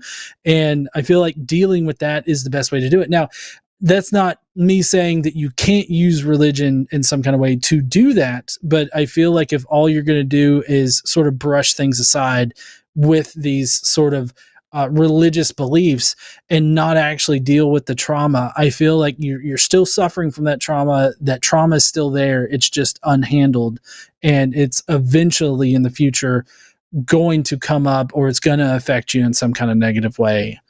I don't know, Chad, what do you think? You mean like spiritual bypassing? I guess so. I haven't heard that term before, but I mean, I guess, yeah, It's bypassing like when the trauma you deal with your trauma and you use religion to deal with it, and then like it comes up for you later. That's what I mean. Okay, yeah. Is that okay? All right, thank you. I appreciate your guys' time. Yeah, no problem. Oh, absolutely. Chad, did you have anything to say? I've enjoyed this discussion. Yeah, as far as like the facing the bad things in life and everything, I hear what you're saying, especially on the point of social justice and working with people. I personally have worked with a lot of people of varying levels of belief and different beliefs, to try to accomplish social justice and address some of the problems in my community and elsewhere. Like we've done protests, we've done call-in actions and stuff like that, just trying to make our voices known and make things better for everyone. And I feel like there are shared values that can be had there. At NanoCon, I'm going to be speaking along, or not with, but I'm going to be speaking where a Christian is actually going to be talking about her work in opposing Christian nationalism and trying to promote justice, especially for those of the LGBTQ community. Yeah, absolutely. So I feel like the shared values can be focused on, and they can work. What I see personally, though, when it comes to the overwhelming injustice, and sometimes where it feels like you're making no progress, which I understand is what your friends are feeling, is, for me, from a secular side, I can I can like I can grieve that, but I can also even more fervently look for the next good thing to do where I'm at. One of the reasons I spoke out about the cult I was in is I want to see it gone. And even though it hasn't happened yet, it's encouraged other people to come forward with their stories, and each one of those is pushing them further and further into collapse, in my opinion. I can To clarify what you're reduce harm. saying, do you feel like the lack of a belief in an afterlife makes you more fearless because you don't have like another chance? Is that what you're saying? I would say that's part of it. I would say that knowing Okay. that this is the one chance I get to, make things better for people in the world, I'm 100% in on it. And if it doesn't happen, if we don't have a guarantee of it all being sorted out in the future, then the onus is on me to make my world just a little bit better, as it has been truly for every generation before us. It's anything that we can do to make the world better for our offspring and everything is, what we should go for, regardless of, you know, how we think it's all going to be resolved in the end. We have now. We should focus on that and share those values. I'm sorry. I just have one final question. I apologize, but I was wondering, like, doesn't that make you more scared to die though? Because you're like never gonna exist again, and everyone's gonna forget about you, and like that kind of makes existence like terrifying in a way. No, or like maybe it's not. But I was just wondering, like, I mean, how you cope with for the idea me, of death if you're an atheist. right. I mean, yeah, that can be something pretty difficult to cope with. I mean, I remember for my job, I was going to have to go to the UAE, and back in Oh 2013, damn! and that was right after Saudi Arabia actually passed a law that atheists were to be jailed and everything like that. And I had just gotten a huge. I can't show it on cam because of YouTube and different rules there, but Yeah. I've got a giant atheist tattoo on my back, and I had just gotten it Oh done. my And god! so yeah, I was going to the Middle East, and I had this giant atheist like sign on my back, literally. And it Oh was wow! yeah, I had to be a little bit concerned about that. But I feel like it doesn't really cause me to fear life at all. Like I fear death. It makes me a lot more concerned about my health. I'm a diabetic, and so like I have to go every 3 to 6 months to the doctor and get everything checked out to make sure I'm still healthy and everything. So like it definitely makes me consider my choices in my life to make sure that I'm making the best choices, and that I'm doing everything I can to stick around for as long as I can. That's a really good And for myself, answer. yeah, and for myself, like John said, I too am uncomfortable with the idea of death and not existing, like anybody would be. But, you know, at the same time, I realize that it's just part of the deal. And I've just considered myself very fortunate to be conscious and alive in the time I'm in.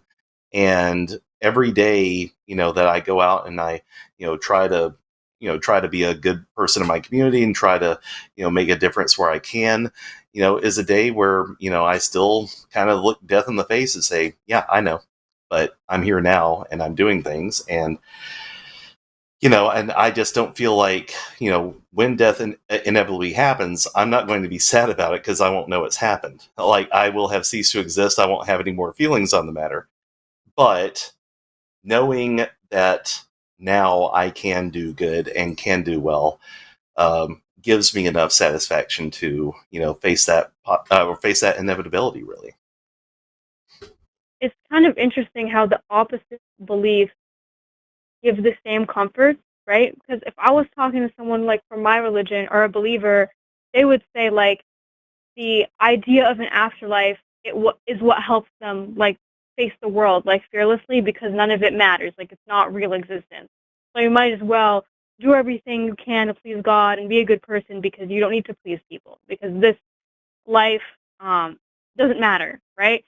So it's kind of Does it? interesting that it's like the same kind of idea, but like due to the opposite reason. You know what I mean? Yeah, but I mean, and we're gonna need to go to another call. This has been a great conversation, by the Sure, way, of course. Layla. Um, Thank but you. doesn't that kind of seem a bit nihilistic to you? I feel like for me, it's more that there's all these forces that want to put you down in the world, like due to your like race, your religion, your culture, where you're born, and sometimes that's really difficult to have that type of inner confidence.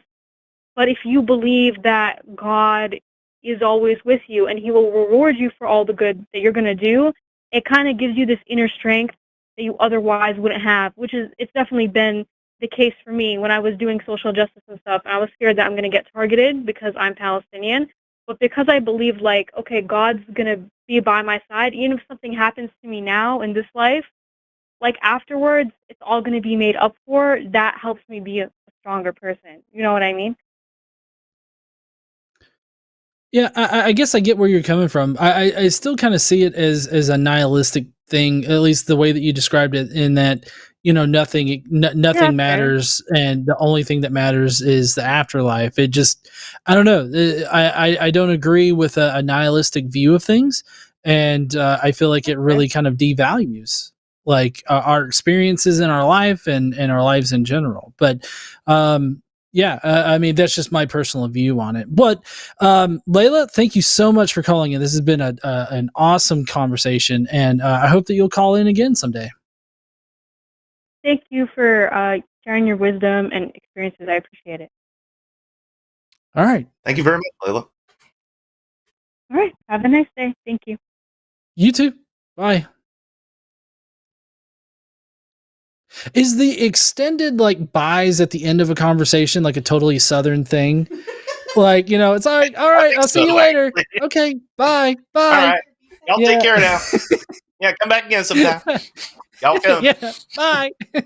And then eventually you end up hanging up, but it's not until Yeah. after at least 3 different ways to say bye. Oh no, you hang up. I do want to remind everybody that if you send in a super chat, we will definitely interact with them at the end of the show. So send in a super chat if you want to ask us a question or anything like that, or if you want to tell us your best quotes from the dude. Sorry, not the dude. Well, I mean from the dude, but from the Big Lebowski. I'd really love to read those off because that's a cool movie, and it's just random that I'm putting it out there. But hey, I saw some people showing some love for the dude in the chat, and I just think that some of them might want to get that put on air. Anyways, we do have another theist, William from Gnarly Charmeleons. Yeah. What's up there, Naughty Charmeleon William?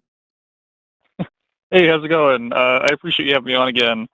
Yeah, I'm. First of all, I just want to say I really was interested in that previous call, and I definitely have some things to say that I think tie in actually kind of well with some things that were mentioned. And so I'll just say that I am I guess, questioning theist at this point in time. I'm kind of trying to go through, I guess, deconstruction would be the right word. Mhm. And I was recommended to go to Recovering from Religion. I had a nice 3-hour long conversation with the people on the line last night. And so, anyways, that brings me into the question that I have now that I want to ask you guys, which is this problem of you can't get an ought from an is was brought up in that phone call.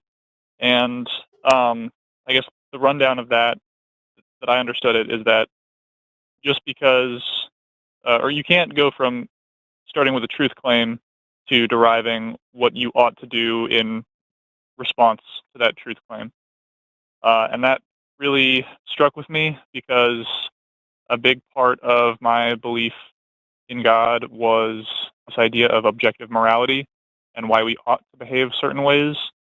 And for me, like it's a little bit difficult for me because I don't like the idea of behaving morally just because of God. The way that I always saw it was we ought to behave morally because that is what God wrote on our hearts, and we're kind of left to with that decision of whether or not we're going to follow through with that. And so obviously now I have a little bit of different opinions on that, but so anyways, baseline of my question is, if we can't get an ought from an is, then I'm just curious as to what should our reasoning then be to ought to behave morally, if that makes sense. It might sound like a silly, trivial question. I'm not saying I don't know why we shouldn't behave, but just from a philosophical standpoint, I'm just curious as to where that ought comes from, that we ought to behave morally. Right. Chad, do you want to take this first? Sure. I mean, I struggled with that question a long time, the idea of morality being done by some objective standard that, obviously I was taught was in the Bible. And if we just followed that, we'd be all good and everything. But as I started questioning why I believe what I believed, I came to the very uncomfortable conclusion that morality isn't necessarily objective at all. As a matter of fact, it's subjective even in its most objective form that was presented to me. The Bible's full of contradictions on how to behave in various situations. The Bible says, don't murder, and then, turns around and encourages murder, for example. So when I started seeing contradictions like that, I was just like, okay, so morality is pretty subjective no matter how you slice it. And when I was looking through other religions and other philosophies as well, all of it was just the opinions of men. And I actually heard an atheist one time, and I can't remember who, it's slipping my mind, but when I was doing my own journey through this, I remember one atheist bringing up the concept of harm reduction and saying, we all know what harm is. None of us likes to experience harm. So, why can't we just base our morality in trying to reduce, harm to others and to simply be, good social creatures and, interact with each other? That seems to be a pretty good basis to start with. And from there, I've looked into other things I know my friend Promise, who's on here, talks about, her morality being based on consent and that concept and everything too. And all these seem to be very beneficial. We as a species, we work best when we work together. Right now, I'm talking on a box that's filled with a whole bunch of rocks that we tricked into doing math, okay? And I'm talking to the whole world through this. Not one person did that. A whole bunch of people came together and cooperated and, worked toward a common goal. And we humans are awesome at doing that. And I feel like anything that reduces the harm, that keeps us from, working together for the betterment of our species and our children and everything, I feel like, that's a good place to start from because it just simply benefits everyone. Yeah. Yeah. Oh, sorry. Sorry, William. 1 second. I want to piggyback off of the ought being very subjective, especially in Christianity, because I feel that Christianity has had a subjective morality from the very start. You were talking about certain scripture that talks about what you ought to do and everything like that, and in order to be a good person in the eyes of God or whatever. But that's that whole idea, if you think about it, it's changed over a long period of time. So even in Christianity, it's very subjective, these oughts, what you ought to do. And I think personally that you should deeply investigate, what you think about morality and come to different moral conclusions by analyzing moral actions yourself. Because I feel like you're probably more than likely smart enough to be able to come to decent conclusions about certain moral actions. And I think that in Christianity, the big shift between like a secular view of morality, these secular oughts, and how we get to them, and the Christian view of these oughts, is that Christianity puts God's wants and needs at the forefront. That's the first thing they think about when they wake up in the morning. That's the only thing that they consider whenever they take some kind of action. Does God like this? And that in and of itself is subjective, determining what God actually wants. Okay, but then on the secular view, just like what Chad was talking about, this reduction of harm, or maybe you could go with secular humanism, or there's several different frameworks out there that you could use in order to start building your own moral foundation off of. We're not putting God at the forefront in a very secular worldview. We're putting other people at the forefront. We're putting, how our actions affect other people, how they affect ourselves, how they affect our loved ones, how they affect our community, our society.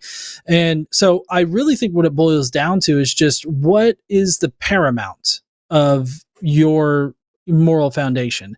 Like, are you doing everything just to please God and you're only going to do what God wants? That's going to leave you open to manipulation. But if you're thoughtfully considering your actions and coming to your own conclusions about what you ought to do, then you have a better chance of, weeding out some of that more shady shit, Yeah. I think that was all really insightful. What particularly stood out to me when you were mentioning kind of trying to approach your own moral decisions from a more analytical point of view is when I was really deep in my belief in God, I would say probably a few years ago, when I was really having a lot of struggles, was the problem for me was I was always unable to really tell where my religious influence on my decision making ended and where my personal kind of analytical thought process began. And I think that's kind of what started sparking that question for me of am I doing this because I have my own reasons and my own justification, or because I'm trying to appease or follow this doctrine that I feel is so fundamental to reality? And that was a hard dichotomy for me. I think what I really started finding when I dove deeper into this, and when I had that conversation on the phone last night, was that we have to have, and I think I've heard Matt say this before too, in regards to like secular humanism for morality, that the ought comes from our goal. So, and correct me if I'm wrong on this, or if you have something to say about this, but that we can start with an is, and we can come to agreement on a goal, and then from that we can derive an ought. Like, I guess to give an example, it is the case that cars exist, but why ought we drive safely, or why ought we wear seatbelts? And and those oughts, I guess, would come from some goal that we agree upon, that we, like you said, to minimize harm, so that we don't get in car accidents and cause fatalities or injure ourselves. But then my question then is, pushing even further than that, is, I guess, how can we come to a consensus on that goal? So minimizing harm, for example, because it seems, I mean, like you said, I would agree that it is very subjective. So, like, what is harm? I guess that's something I might even have to think more about. I mean, I know it seems trivial at face value, but I guess my question is, like, why? So, oh yeah, go ahead. well, I was gonna I guess on the topic of like harm and like how can we come to some kind of like general consensus of what it means to reduce harm. I think that societies are geared like the way that societies best work, and when a society is happiest is and all indexes of a healthy society is when you reduce harm in a society. And like what we have found with reducing harm in society is like providing freedom, providing bodily autonomy, you know being socially aware of how things are changing and everything like that. Currently, we have an administration that literally pushed through and signed into law a quote unquote big beautiful bill that's going to remove health care from millions of Americans and also take SNAP benefits away from millions of Americans. That's literally taking food out of the mouths of children.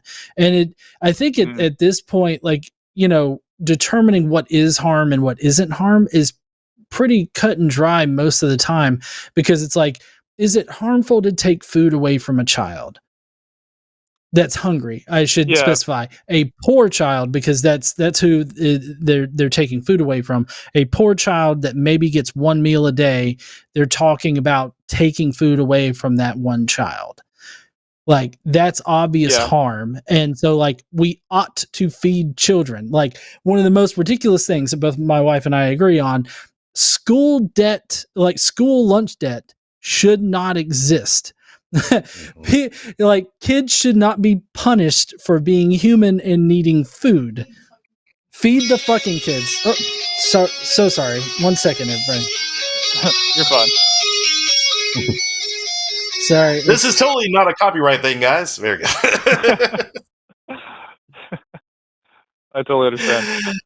No, and I'll kind of piggyback off of that too. The whole idea of reducing harm and and seeing what benefits, especially the most vulnerable and the most marginalized in our society and everything, can be pretty cut and dry. And also too, like, I feel like one thing that will help us toward that is moving away from the idea that religion has a monopoly on objective morality. So if we can divorce, the concept of doing good for others and, take that away from the idea of you must first be this religion in order to truly be good to others, then that's going to put us a long way toward actually, normalizing secular morality and normalizing morality, just, being, in and of itself, a human thing that we do for the benefit of others. So yeah, I think that was a long way around to say I feel like religion's complicated that unnecessarily, and that's one thing that I'm trying to push back against myself personally.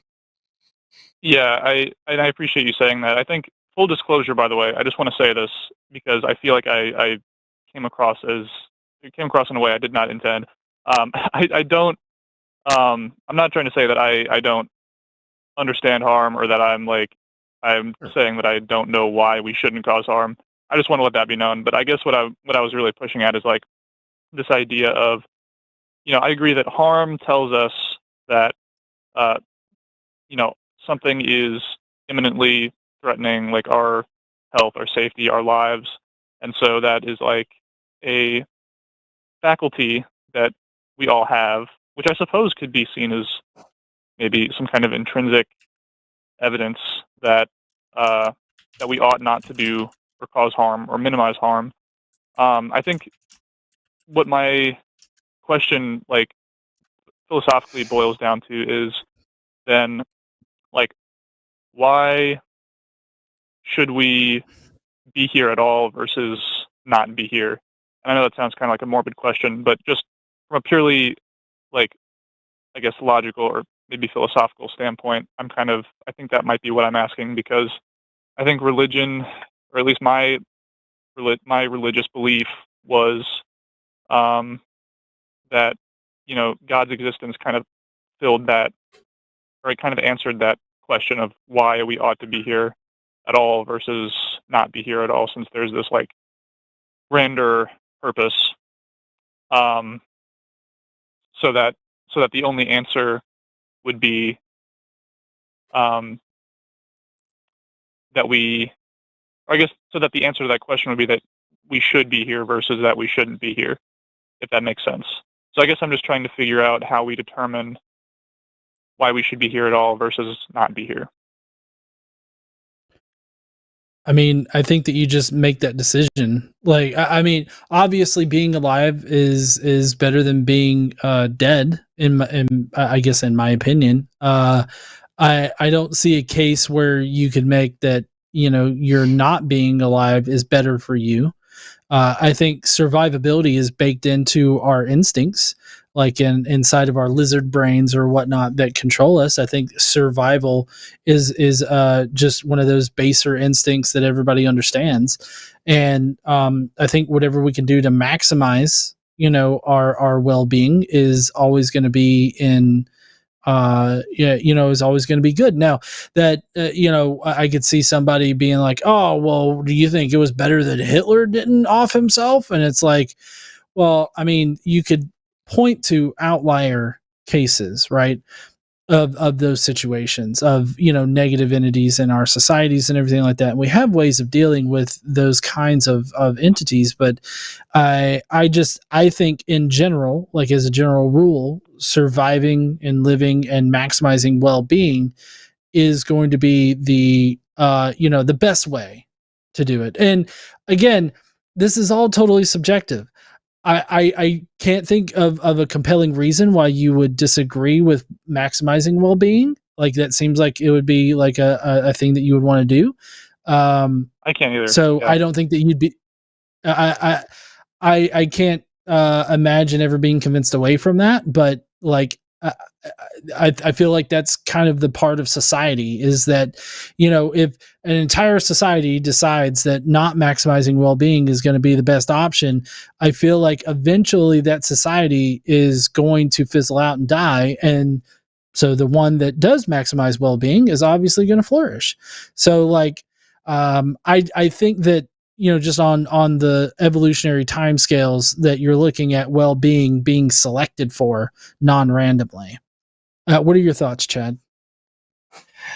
Yeah, I'm a little hung up on the idea of, why should we be here? Because I feel like we're the only species that even asks that question. The dolphin doesn't ask, if it should be there. They just live and they go through life. The ant doesn't question whether or not they should be here. So it's interesting that we as humans have that capacity, and that in and of itself, I think, bear with me here, but that in and of itself, I think, is a good reason to want to continue to be here.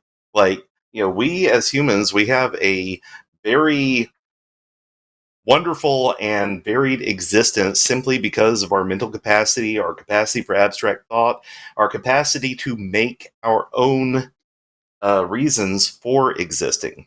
Like, to me, it's not a question of should I exist. The question is, I exist. What does that mean for me? And for me, that means making things better for others, living life the way I would like to, and like John said, maximizing maximizing our my existence and thriving, and making things better for others. Like, I don't see those as being invalid reasons to continue to exist. I don't see them as invalid reasons for saying that we should exist. And going back to, I mentioned earlier, my friend Promise, she wrote a song where, the conclusion is, it matters because it ends.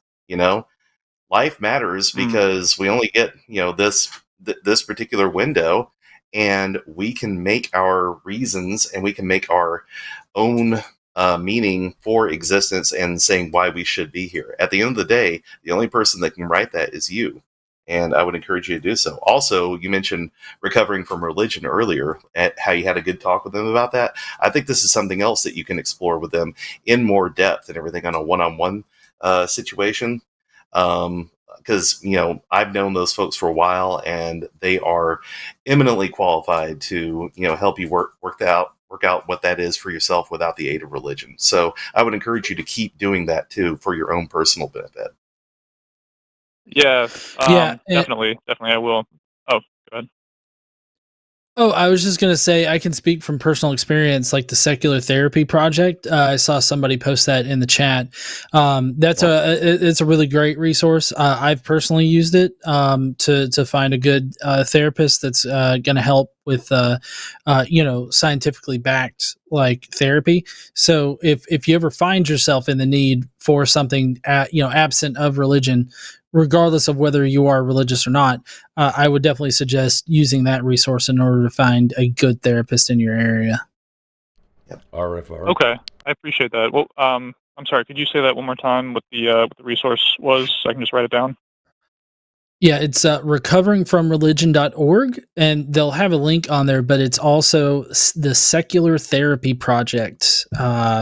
I don't know if that's, the seculartherapy.org is the one that'll take you directly to that one. Mm-hmm. Secular therapy. Got it. Yeah, thank you. And just so I can respond real quick to, I'm sorry, the other gentleman's name. I'm not quite sure. Chad or John? Chad, yes. Gotcha. Cool. Okay. Yeah, I just wanted to say that I think I agree, I think, pretty much with everything that you said. I think where my confusion, I think, is coming from is that I'm trying to maybe push further than I actually can on that and try to, because I agree that I would like to minimize harm. I agree that we are all here, and the fact that we are here is a good reason to continue being here. And I really like what you said about the fact that it ends, and so that really just emphasizes that importance and that value. I completely agree. I think I was trying to push, I was trying to find something that perhaps maybe just isn't there, that there is a thing underlying the thing that I kind of use as a foundation. But perhaps I have to do a little bit more thinking on that. I think I'll table that for now. I really value and appreciate both of your input on that. If I could really quickly ask another question that I actually, again, tying back into the previous caller, talking about hell being a positive or a negative. I was just wondering if the negative of hell, which I would agree on, I'm wondering if the positive of hell, which I think is this idea that is kind of like the stick, like essentially scare people into behaving morally, is exactly the same as why we have law. And if that's just kind of like a natural consequence, like perhaps the fact that we have laws may be evidence that even though we all ought to act morally, that there are people that just simply won't, and that the law or hell could kind of be this catch-all case for being like a last resort. Like, okay, if you are not going to act morally simply because it's just the right thing to do, then here is an additional like catch-all. Like, then act morally so that you don't get the stick. I'm just wondering what your thoughts on that is. I think that there's an inherent assumption that's baked into this initially, and that's that your moral actions matter whenever you're judged by God. There are some denominations out there where it does, like works matters. Catholics, you can be a Catholic, believe in God and Jesus and everything like that, but if you do bad stuff, then you could potentially get sent to hell anyway. So, I mean, those denominations do exist out there in Christianity, but I don't think that that's representative of a lot of Christians out there, because there's a lot of Christians, which I'm not sure, Chad, what IBLP teaches, but basically the only requirement to get into heaven is that you believe in Jesus and God and all that, and so it really doesn't matter what you do morally, in this life. Like it only matters whether or not you believe in God. So I mean, there's a lot of heavy lifting in the subjective nature of like what is good and bad, or what determines whether or not you get into heaven in that. And as far as like needing incentive to act morally, I feel like maybe an imperfect analogy could be, is it better to teach your kid not to hit or abuse another child by hitting and abusing them? Like in your opinion, is that the best way to teach your child not to, like, if you wanted to teach your child not to punch the kid at school, do you punch your child in the face? Right. Yeah, absolutely not. Yeah. So, I mean, that's my view of like using it as a stick. I think that there are better ways that we can convince people to act act positively towards our specified goal as a society, rather than basically punching them in the face. While some people out there, I know a few, I definitely wish I could punch in the face to get them to act right. It's definitely not the best solution for that, in my opinion. But anyways, Chad, I'll let you give your 2 cents here. Yeah, what I was thinking about that was, two, we're also just supposing that the law is ultimately just punitive. And historically, laws have been very punitive focused, like punishment for crimes and all that sort of thing. And I see a trend, the more we study human behavior and the more we understand, like, root causes of certain behaviors in society and everything, I see where some societies are moving toward a more restorative justice system and maybe like a rehabilitation type way of addressing those wrong behaviors. And I feel like actually the whole reliance on religion and its focus on punitive measures rather than understanding and bringing that restoration, I think that's kind of holding us back a bit actually in like pursuing more progressive forms of behavior modification and correction. So I feel like it's less than like we get laws because of this concept of hell, and more like the concept of hell is preventing us from being where we could be as a society. But I am not a philosopher. That's just the trends as I see it. I see. Yeah. No, that's making a lot of sense to me. I'm glad that you said that. And I'm still working through all of this as I'm like going through my old ideas. So this is really, really helpful to me.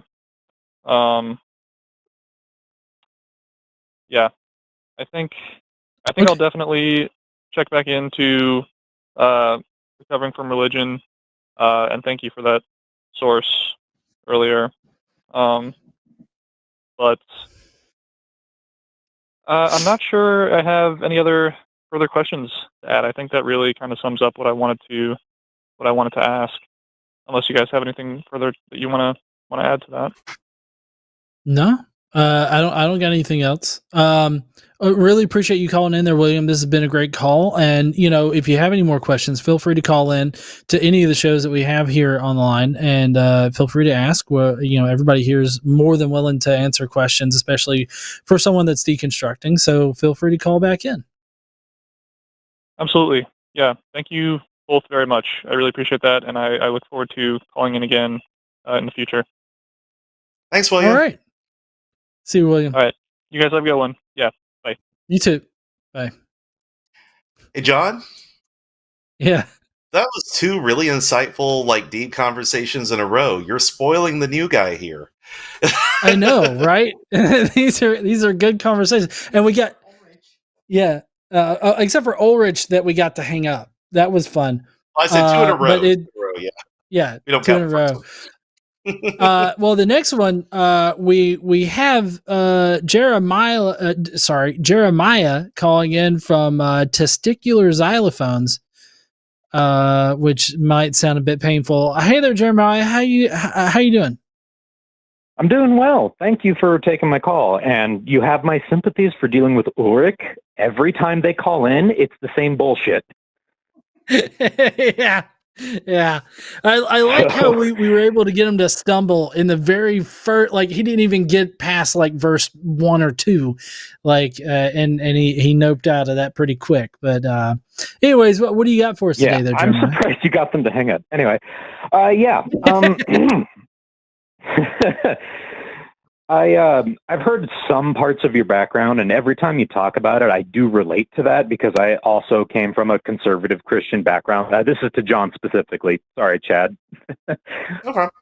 But I do have one specific question. I did not grow up in the Deep South, even though I am in testicular xylophones now. So, yeah. How was deconstructing in that specific environment? Because, living where I am now, I see Christianity everywhere, all around me, all the time. So, like, how did you manage that in this particular environment? Yeah, I know Chad's got a much more interesting story than I do, but because I'm sure. mine's pretty mundane. But I mean, growing up in the South, I mean, and I'm sure Chad can relate to this. I could literally pick up a rock in my front yard, throw it, it would hit a church, ricochet off, hit another church, and then ricochet and hit another church right across the road from that. So I mean, like, religion was everywhere for me.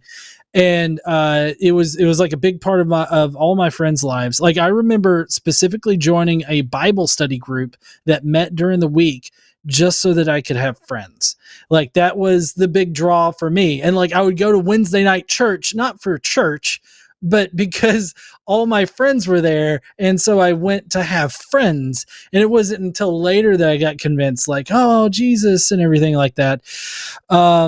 And so, it's more about, like, I guess, the social acceptance part. Like, everybody believes in God, so I believe in God. My parents told me, to believe in God. This has just been the thing that has always been there. And when I started to deconstruct, it was because I had people in my life that had different ideas about things and were, talking about them. I had never been around anybody that was, like, outside of, I guess, the Christian faith necessarily, at least not in a way where we talked about, like, religious beliefs.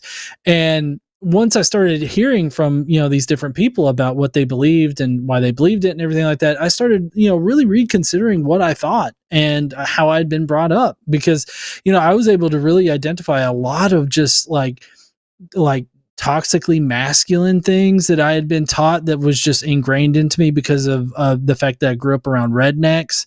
A lot of, Christian shit that I had been brought up with that I had never really considered at one point or another.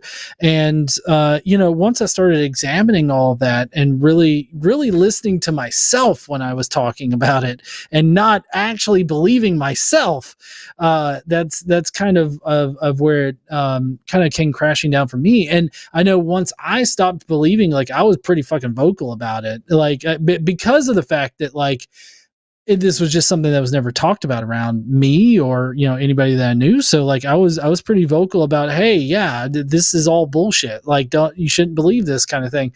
And that's what born the whole godless engineer sort of moniker that I ran with online, because my family just didn't want to hear me talking about it. And I really wasn't saying anything all that bad. I mean, I guess I called religion a crux, like a crutch for the weak-minded at one point, and people didn't really like that. But, that was when I was first, kind of coming out of religion. And, so I mean, I guess I just kind of developed a new group of people, and that is the wider atheist community, and it's been a wild ride, but it's been a great one. Well, online, yeah. Around here, not so much. I've met a few, like Chad and I and my wife. We all had, like, lunch together. We also met up with a local atheist group up here in North Alabama. Like, it was a great time. But there's not really a lot of non-believers, I guess, at least in my experience in my immediate area.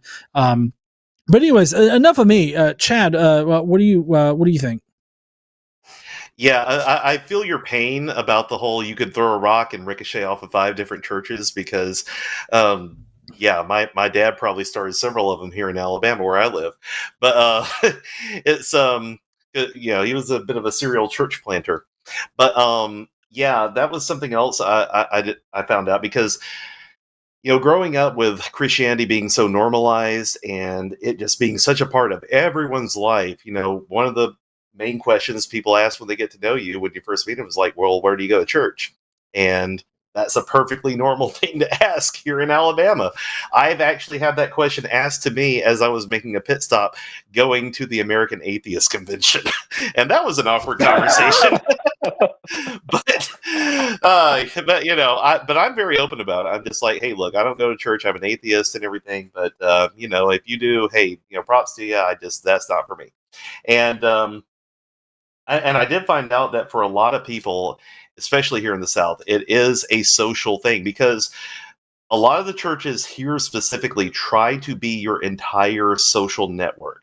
I know a lot of the mega churches near me have small groups that have very particular focuses that are not necessarily religious. Like there are hunting groups that are connected to specific churches. There are even like bowling leagues that are connected to specific churches.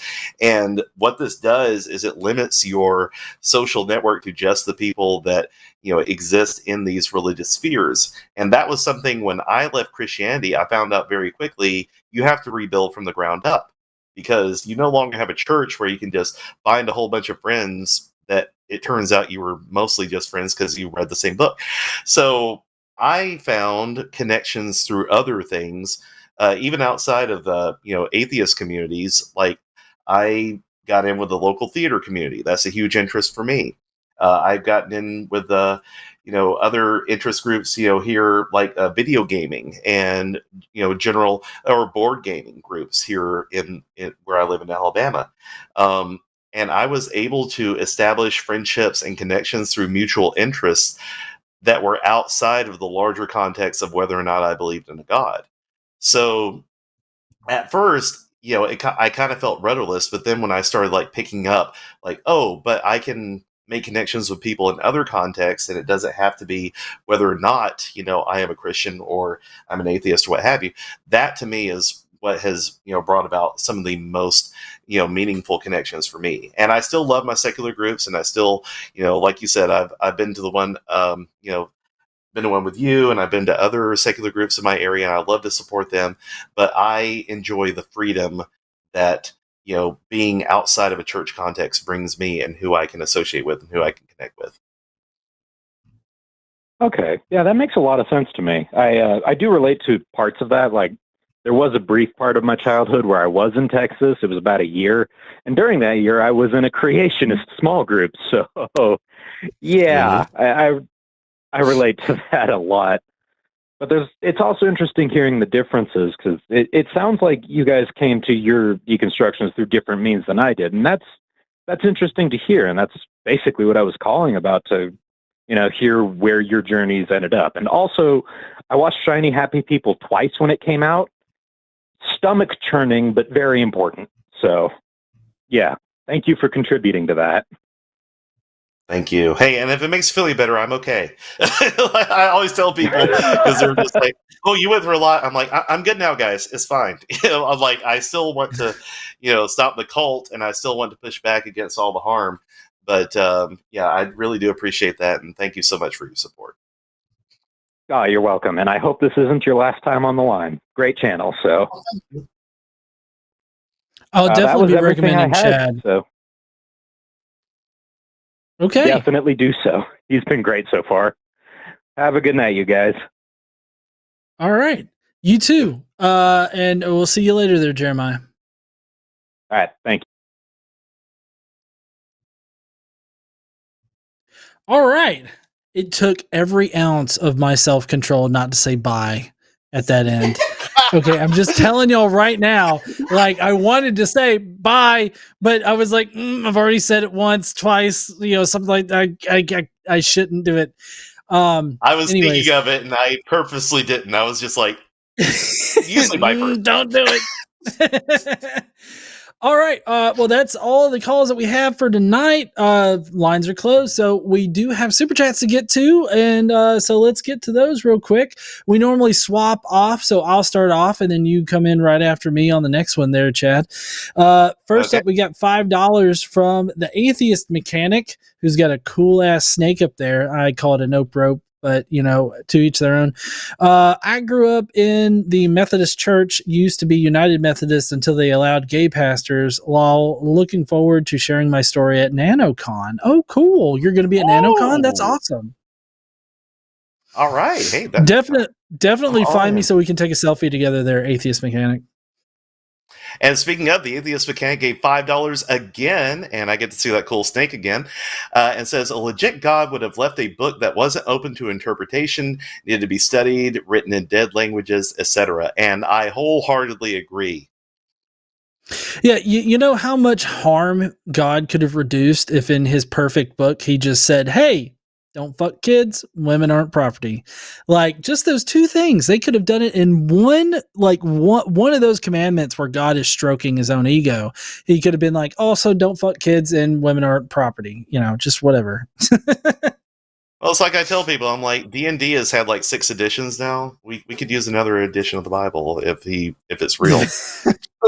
That's called Mormonism. 10 Canadian dollars from Where is Waldo, saying, when what you believe is obvious bullshit, believing and understanding are indeed very different things. I agree. Mm-hmm. All right. We have $5 from Monkey at Typewriter.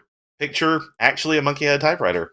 Today's show was sponsored by John's Solid Fruits. If your labor makes firm fruits, they're John's. Also, Ulrich's genital obsession will. Okay, that is. I feel like I did read the chat through some of that. I feel like we made every fruit pun we absolutely could in that. But I appreciate the support from Monkey at Typewriter. That made me giggle. All right, next is $10 from Brent J. Council Treasurer, saying, on behalf of the council, I would like to wish a happy birthday to Brett and Puggles. May you both have an enjoyable next trip around the sun. All right, awesome. I Brett don't know who Brett and Puggles are. They're people in the chat. Oh, they're those are people in the chat, apparently. Happy birthday. Happy birthday to you! Again with the Nopra with $10 from the Atheist Mechanic. Thanks again. If God is the cosmic bringer of justice, he is a shitty enforcer.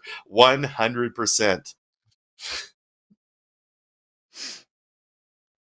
$5 from Legally Mod, who says, there is only one God, and her name is Death. And what do we say to the God of Death? Not today. It's right, Death, not today. What reference is that? I know I've heard that somewhere. Not today, Peter. Works for me. Yeah, I'm not sure. I can't think of it. £10 from Jessica87. Thank you so much for that. And I feel like that's a proper currency. Hope Layla is watching. You're awesome. Keep up this critical thinking and keep asking questions with or without a religion. Easy for me to say. You are a good person. Hashtag Espion sucks. Hashtag Zerba for line logo. Hashtag love you soon. That's awesome. And honestly, I really did enjoy that conversation with Layla. Brought some very good points, and it was very deep. So thank you. Hope she does keep thinking. I think that's probably one of the better calls I've had here on the line. Next is $10 from Space Barbarian 3484, which is a totally badass name, by the way. His girlfriend gave up her toe. It's not fair. She thought we could get $1 million. Fair? Who's the effing nihilists around here? You bunch of fucking crybabies. That's a Big Lebowski quote. Thank you so much for that. Yeah, that one I know. £5 for Mystic Mind Analysis with a awesome My Little Pony picture there. Always remember, you matter. Unless you have zero mass and travel at the speed of light, then you energy. Hashtag bad science jokes. I love that. I saw a shirt with that the other day. I want it. Yeah. And I feel like my wife is going to start something here in a little bit that's similar to Erica's hate for puns. And we'll get to that here in a second. $5 from Space Barbarian 3484. I disagree that life matters because it ends, rather that life can matter despite it ending. We have no knowledge and experience with immortality. Yeah, I always feel like I'd go like completely insane if I was immortal, right? Like I feel like it, like I would eventually, like I feel like the human psyche can't really handle immortality, and I feel like you would eventually go insane. Hell, I ain't that sane, and I'm mortal. Like I'm on a thin line with that one, but yeah. $10 from the Static Bibliophile. Awesome. Chad. This is great. Chad, from one ex-ATI IBLP kid to another, congrats on getting out of the cult and becoming an evil apostate atheist. It's so much more fun to be on Satan's team. We have rock music over here. Hell yeah. Like, I'm throwing up the horns on that one. Thank you, Sapphic Bibliophile. And hey, we got out. They never broke us. We bent, but we're here. Good job. Oh, great. This is yours, buddy. Yeah. $4.99 from Caitlin Chloe. Hi, honey. Hi. Have y'all heard of a place called Flavortown? We should all go together. Okay, so I have a bit of an irrational beef with Guy Fieri. Okay, well, I just got to tell this story real quick. Okay, I fucking hate Guy Fieri. Okay, and it comes from a very genuine place. All right, and that's because I was drunk one night. Right, I was three pitchers in, and like Guy Fieri was on there. Okay, he had his fucking stupid flared up hair in the back of a fucking convertible, and he was going and he was eating at a place, and I'm sitting there drunk as shit, and I'm just like, I could do that. I could get in a convertible and go somewhere and be like, Flavortown, and then eat hot wings all the time. I could do that, but I'm not paid to do that, and that's a tragedy.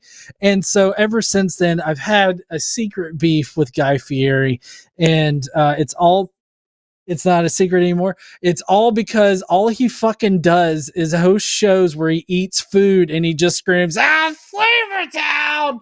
And that's it. Like, that's all he does. Like, I don't care if he has culinary degrees and like he's got experience and shit. I've eaten my entire life. I can verify. Hey, I can do it too. tell me that mac and cheese burger at fucking Guy Fieri's place in Vegas wasn't fire.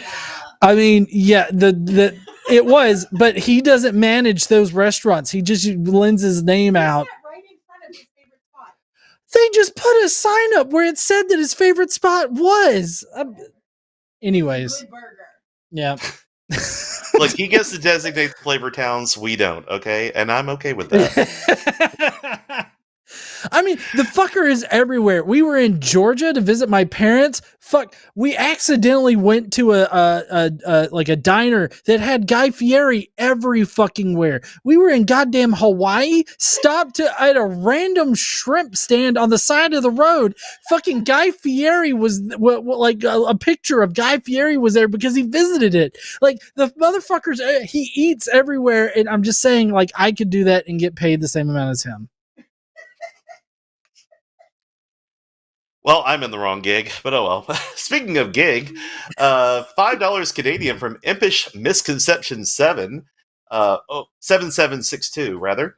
I love to tell dad jokes, even though I'm not a dad. I guess that makes me a faux pas. Da-da-da-da-da-da. That's pretty good. I love that. I like that. That $5 will get you a little da-da-da-da. $20 from Mr. Boricua, pronounced Boricua. I did that right. Roll the R a teensy bit. I can't roll my R's despite being Puerto Rican. Okay, sorry. Great show this eve. Despite starting off with a dishonest mook of a liar, it really is not that difficult to be such. Doubt that Ulrich will ever have a dishonest chat. I agree. Mm-hmm. All right. Yeah, Ulrich that's was all. one for the. Go ahead. You say first. No, you go ahead. No, I was saying Ulrich was definitely the best possible way I could have like started out ever speaking on the line. Like that was that was definitely experience. So baptism by fire, and then we had good discussions after that. So I'm happy with that. Oh yeah, totally. And yeah, despite Ulrich's call, I thought tonight's callers were doing great.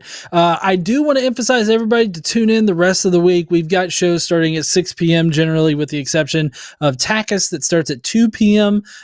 Central. So do be sure to tune in to the line every single day for some great calls. I personally like both TACIS and Chewed Gum, so definitely tune in on those days. And I guess I will see everybody later. Y'all don't forget to stand up, use your voice, and all that kind of good shit. And thank you so much for Stephanie Helms on the back end doing all the call screening, all the moderators in the chat right now. You guys are awesome. Thank you so much for keeping up in there and everything like that. And remember, fuck Guy Fieri.